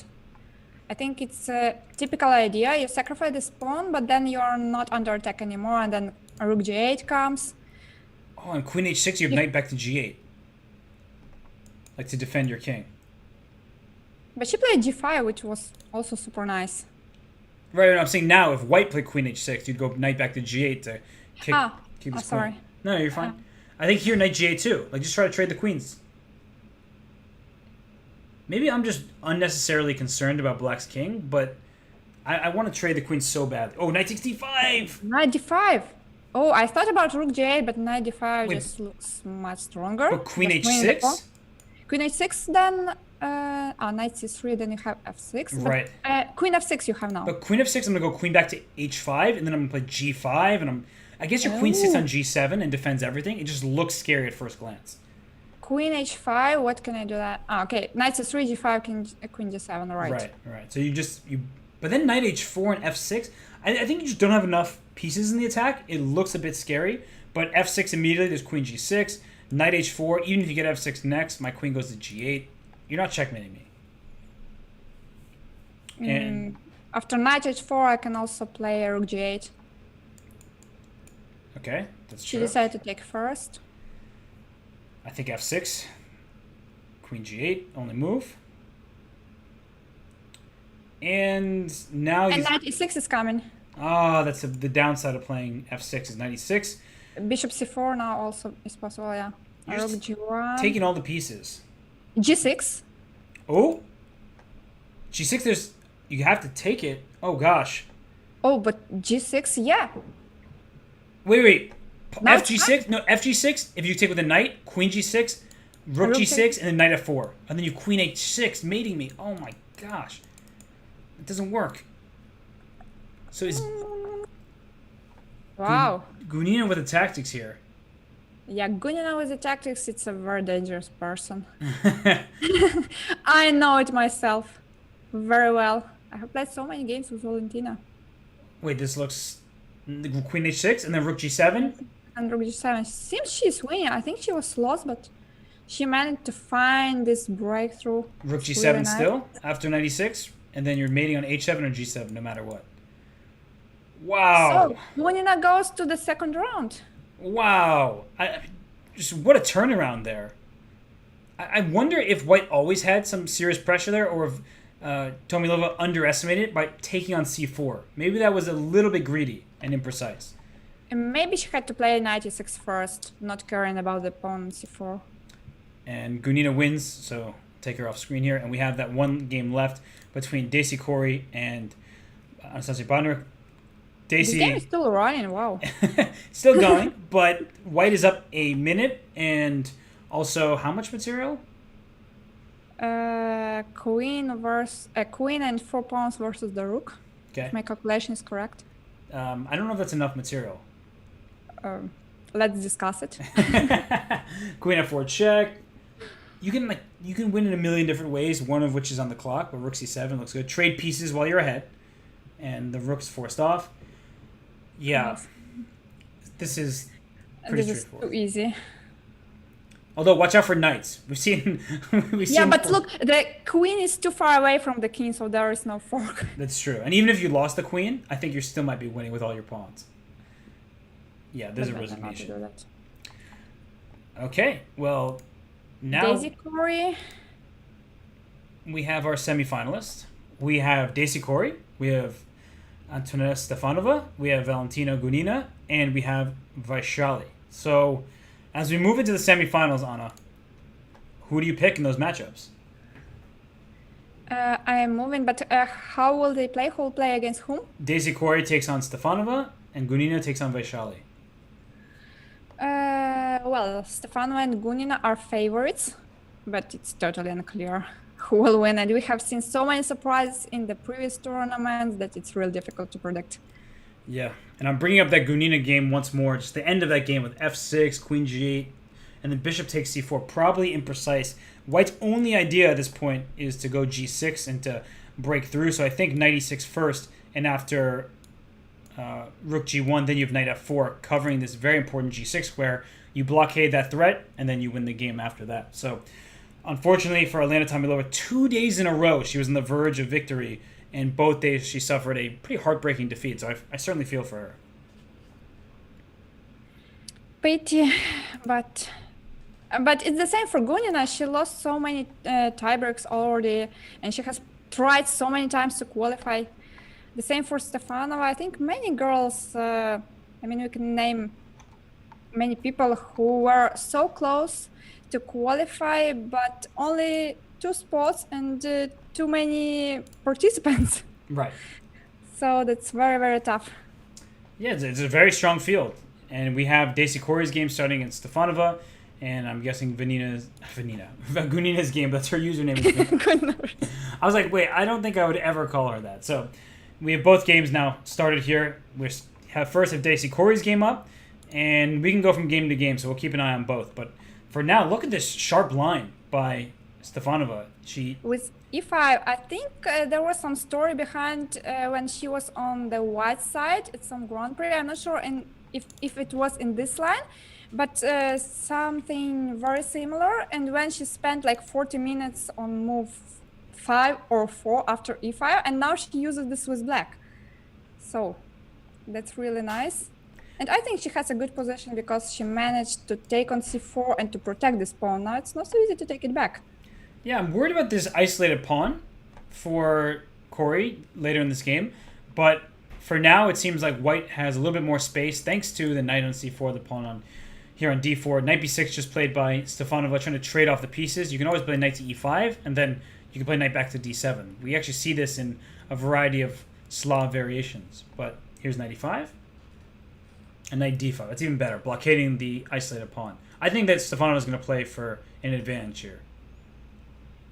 Yeah, it's like the good version of the side who's playing against the isolated pawn. Yeah, you have that square so nicely blockaded with both of your knights and your bishop. Everything is helping there. Well, the question, though, is what to do from here. Because Black's position looks pretty solid, but what is the actual plan? White could try something with f4, f5, but after they place their queen on f3, it's more difficult to do that. Also, they can try to play something like bishop d2, rook a e1, then bring the bishop to b1 and queen d3, try to create pressure on this line. And all these mating ideas, I think they, in general, should play actively. Because when you're with the isolated pawn, you should play actively, not play passively. Well, there's no more isolated. Well, there is. I guess the A pawn's now isolated, but not in the center. So no more IQP.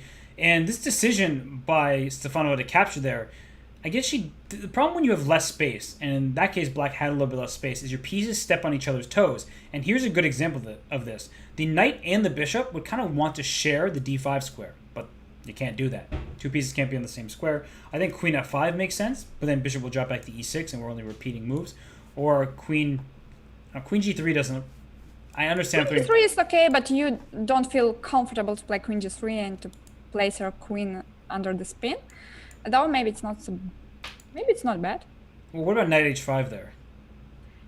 If knight h5, queen g4, and then after knight f6, queen h4. Aha! So we kind of snaked our queen forward. Yeah, that makes sense. So queen g3. The threat is bishop takes h6, so you have to react. And I think this knight h5, knight f6 maneuver will be played. She does play queen g3, so Daisy Corey here. And I think something went wrong for Black, because now it's not so easy to play. no, it looks cramped. And Daisy Corey's been playing some excellent chess. She's another player who's been in many of these knockouts, so she has been really showing some excellent class. And now knight h5, queen g4, knight f6, and queen h4. Your move. Oh, Not yet. It's good Russian school, right? Always repeat once. She's not from Russia. I know, but she could have learned from a Russian trainer. My coach was Russian. Knight f6. So queen h4 now, I expect. Well, maybe she's down on the time, so she may just allow a draw. Oh, queen e2. So she retreated. Why not h4? Maybe there was some trick with knight e4 after queen h4.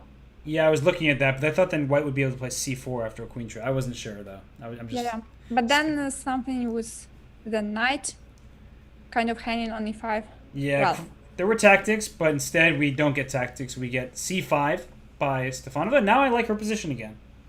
c5. Well, c4, actually. Maybe I don't like her C4. position so much. I just forgot about c4. I saw the pawn on d4 needed defense. d5. Oh, f4 d5. was a nice move. I wanted to make it 10 moves ago. Better late than never. Okay, Maybe. this looks amazing for white. The dream position. Yeah, just rook e1, maybe even g4, g5. Rook f3, rook g3 comes to mind. Rook e1. That's also possible. b5 does nothing. I mean, you're playing just to make for a pawn break. I'm playing to checkmate your king eventually. So getting a rook to g3 and trying to open up the diagonal for an attack feels pretty good. And Maybe you can a5. try.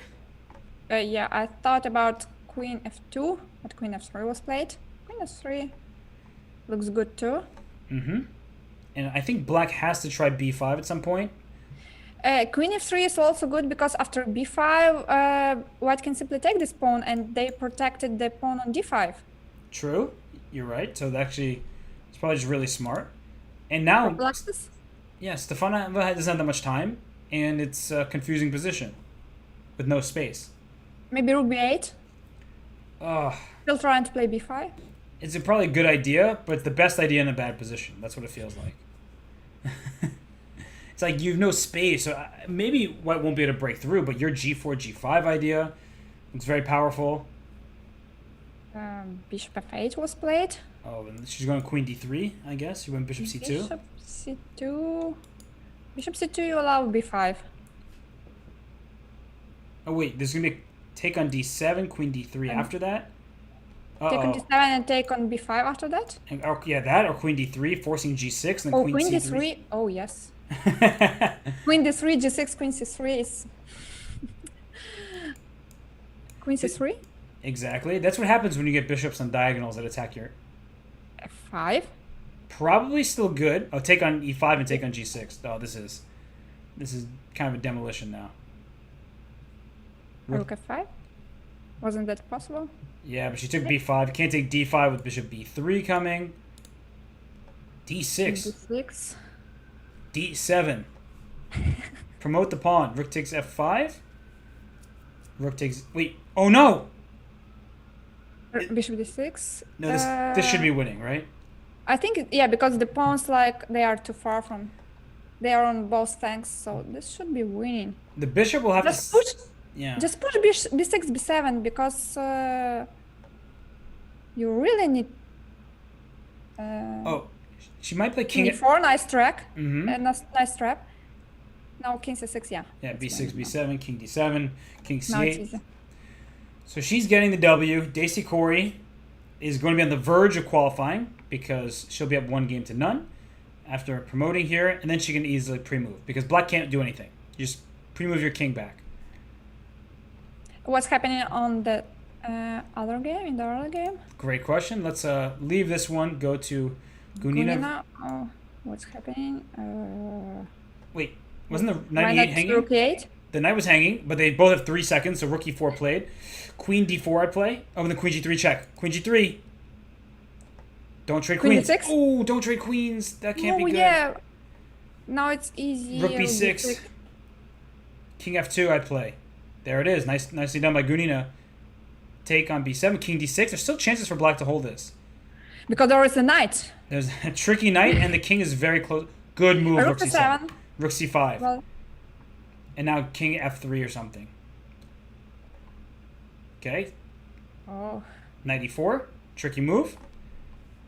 King d5. Okay, knight c3 first. Oh! Black one? Black won on time! Come Oh on, my no. gosh. For It's Gunina. not the second game today when someone was totally winning, but time pressure. No. That's painful. Let's go to the second game between Daisy Corey and Stefanova because they have started here. That hurts. I mean, it's just painful when people lose on time. It happens regularly in Blitz and bullet chess. Yeah. Wow, you sound very sad for her. I mean, I am sad for her too, but...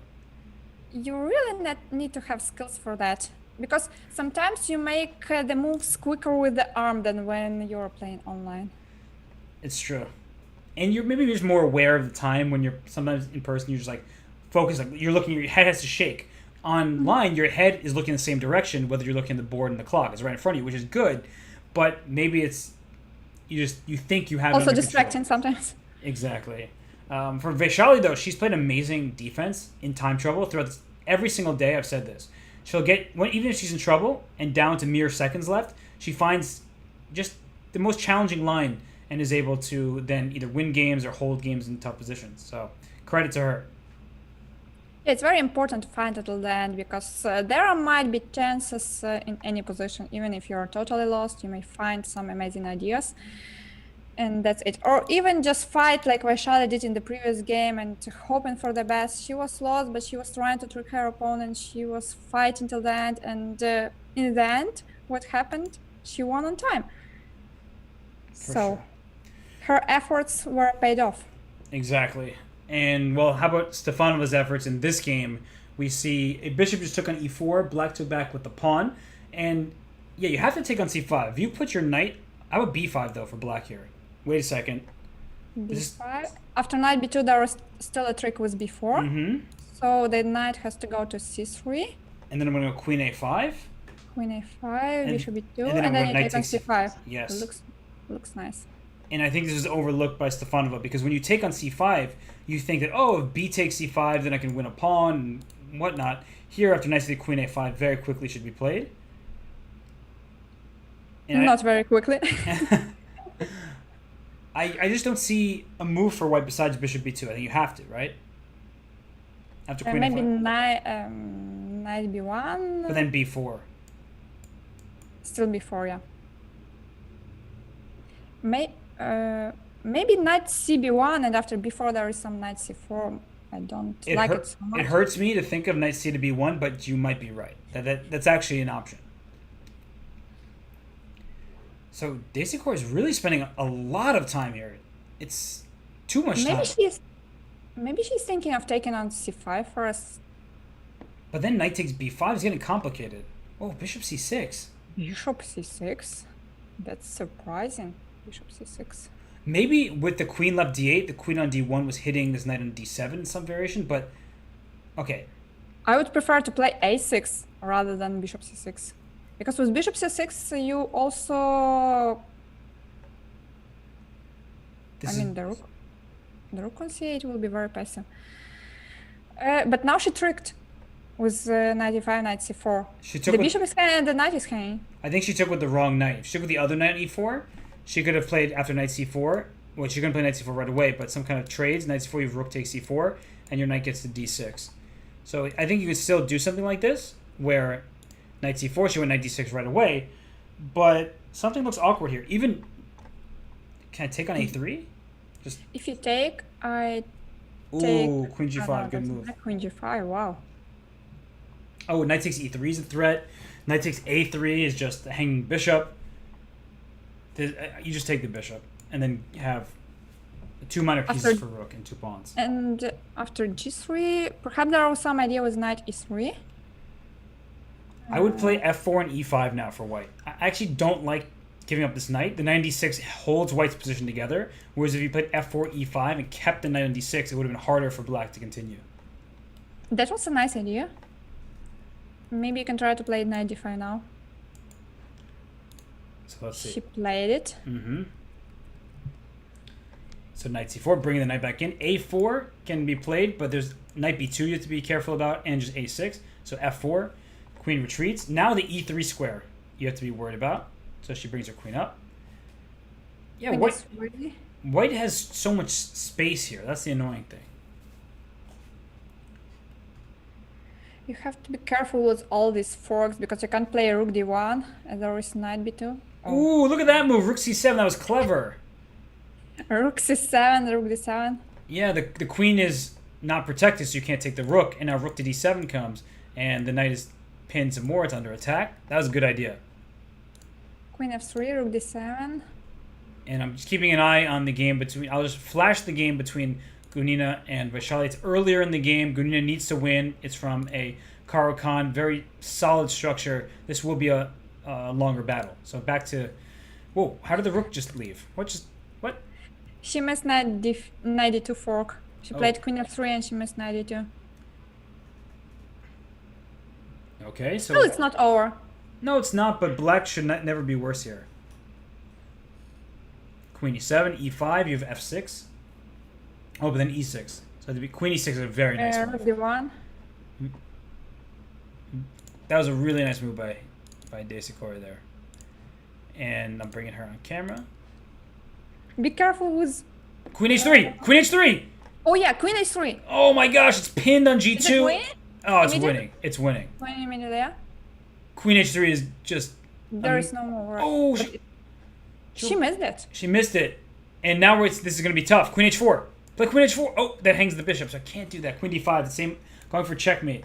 Rook d1.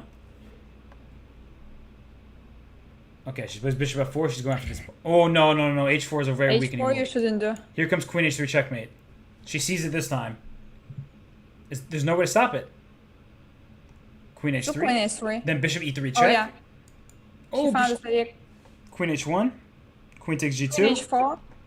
Oh, every queen capture. Better. Queen f1, queen e3, queen She's going to make the draw. She's going to make the draw. Ah, yeah, she can make a draw, right. She wins the match with the draw, so she's being smart about it. Oh, queen e3 mate. Queen e3 mate, yeah. Oh, it was checkmate at once. King d3, run away. Okay, this is now crazy. Why did she take a draw? It was just... She's going to win the game. But she could have made a draw. Queen c3 and bishop e4. And then queen c2. She lose this game. And then bishop e5 mate. Okay, she got it. She made it happen. Oh, yeah. Oh, my gosh. Well, but that wasn't practical. But she should be happy now. She ended up winning that match, and she makes it through to the Women's Speedsters Championship. So congratulations, Daisy Corey. Unfortunately for Grandmaster Stefanova, another day, another close call. but couldn't quite make it through. So let's go to the game between Gunina and Vaishali here. Is White up a pawn? Yes, she is. White is pawn up, and Black has to win in order to tie the score.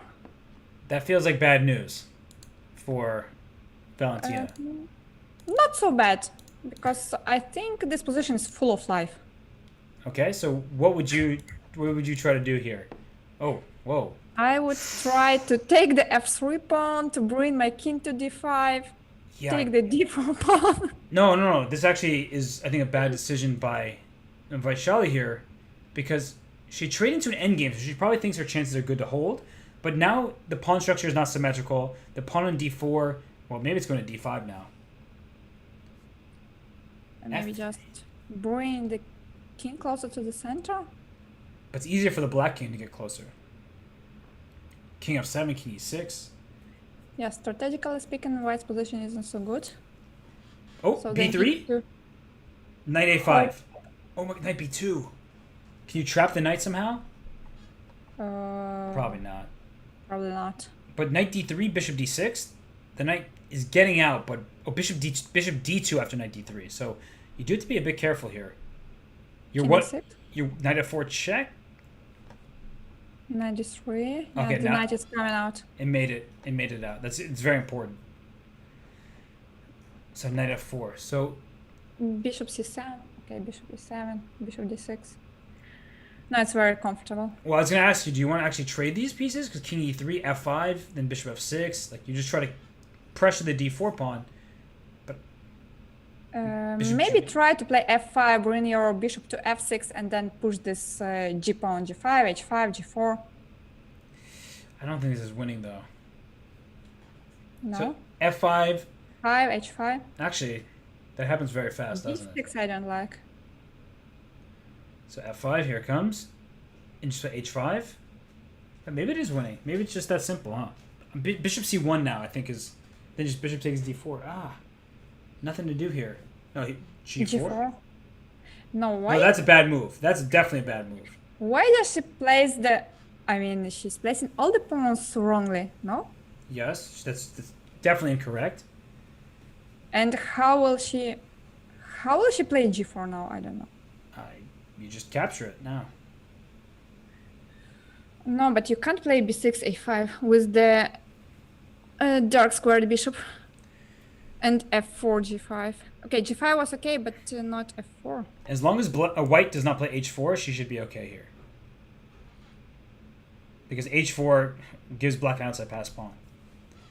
So, I mean, just they're repeating moves. Bishop is Bishop b4, bishop c1, good move. Somehow you need to bishop get. a1. Sorry. But bishop a1, I would prefer to stand on this diagonal, you know.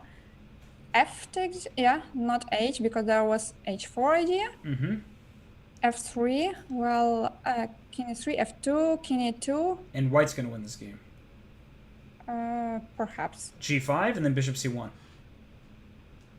And, okay, d5. d5, bishop d4 is also okay. And. Yeah, and this is a drawback of this b6 move. Because now this pawn is weak, king d3, king d3. No, but king d3, king c4 was more precise. Anyway, she just needs a draw. That's why. She does, and it's a draw. Oh, and, no. and Okay, but it's Gunina's fault. Yeah, Gunina had that one, and we'll go back to that moment before f4 was played, because f4 was overly committal, and she saw the bishop attacking the pawn. So she's like, oh, I'm going to protect it by blocking the bishop, but g4 right there was great. You start trading pawns here, and I take, and now I have this outside pass pawn. Outside pass pawns are good because you distract your enemy's pieces. And so white's king and bishop will have to go to stop this pawn, in which case black will win this pawn on d4. So bishop c3, g3. Now your king really has to come back, and then I take this pawn on d4. So she had the win. She really did, and she let it slip. No, but you just can't play like this. Even if you're really very low on time, you can't play b6, a5, f4. It's just automatically it can't be played. You know that when you have dark square bishop, you place your pawn on the light squares, and the same for the opposite. If you have light square bishop, then you should place the pawn on the dark squares. It's like the rule, and you shouldn't break it normally. Well, there are some exceptions, of course, but in general terms, you have to place your pawns like they were on b7 or on b7 and a6. They were perfectly placed, so why to move them at all? Don't touch them, and just play g5, g4, create the pass pawn, and that's it. I'm totally with you. I think it makes sense because you don't want to put your pawns in the same color as your opponent's bishop because they can attack them. You're totally right. You should have left the pawns there, played for the g pawn. I was mistaken. I was like, oh, like maybe it shouldn't be winning. No, it looks like actually just almost objectively from the very start, it's just great for black because you do a very simple plan. You f5, h5, g4. The pawn on d4 is so weak. It's that isolated pawn that we talk about so regularly. Is that a weakness or a strength? It became a weakness in the endgame. Capablanca would have been proud to see this position, but not b6, a5, and f4. All these moves did not work well in the position. So, Anna, we have Daisy Corey, we have Vaishali making it through. Maybe two upsets because they beat two grandmasters, but sometimes these the people who grew up playing chess on the internet have an advantage in these formats because they have the mouse speed and are just able to handle some of the time pressure better. Yeah, that's very important. Congrats to the girls. Congrats to Vaishali and to Daisy Corey. They were really fighting well. And I'm also sorry for many of the girls who also deserved to be qualified. But there is still one tournament to come, right? It's tomorrow. Yep. The last qualification tournament. I believe Valentina Gunina will play. Definitely, she tried. Do you know what tomorrow is? Sorry? Do you know what? Tomorrow is 21 rounds of bullet chess. Yeah, I know. 21 rounds with 1+1. Amazing. And so it will be the last chance for Gunina, for Stefanova, for Gorachkina, for Zagnidze, for many strong girls. So another really interesting battle is about to come and to start relatively soon. For sure. And, well, Anna, it's been an absolute pleasure covering this with you today. We're done, so we can sign off now. But I really want to thank you for joining me here. It's been a bit lonely doing all of these commentary sessions by myself, but you were great. And everybody, if you're still here, Anna Muzichuk, how her name is spelled, don't put a space in between the A and the M, and that is her Twitch account, Anna Muzichuk. So give her a follow. She does great streams, a lot of fun. You can learn a lot from her, and I just wanted to thank you again and give you that shout out. Thank you, Robert. Thank you so much. It was also a pleasure for me to comment the qualification tournament today together with you. Thank you. All right, everybody. I'll be back tomorrow, 12 noon Eastern Time. And until then, enjoy whatever chess you're playing. But the Women's Speed Chess Championship qualifiers will continue then. So have a good one, everybody. Bye-bye.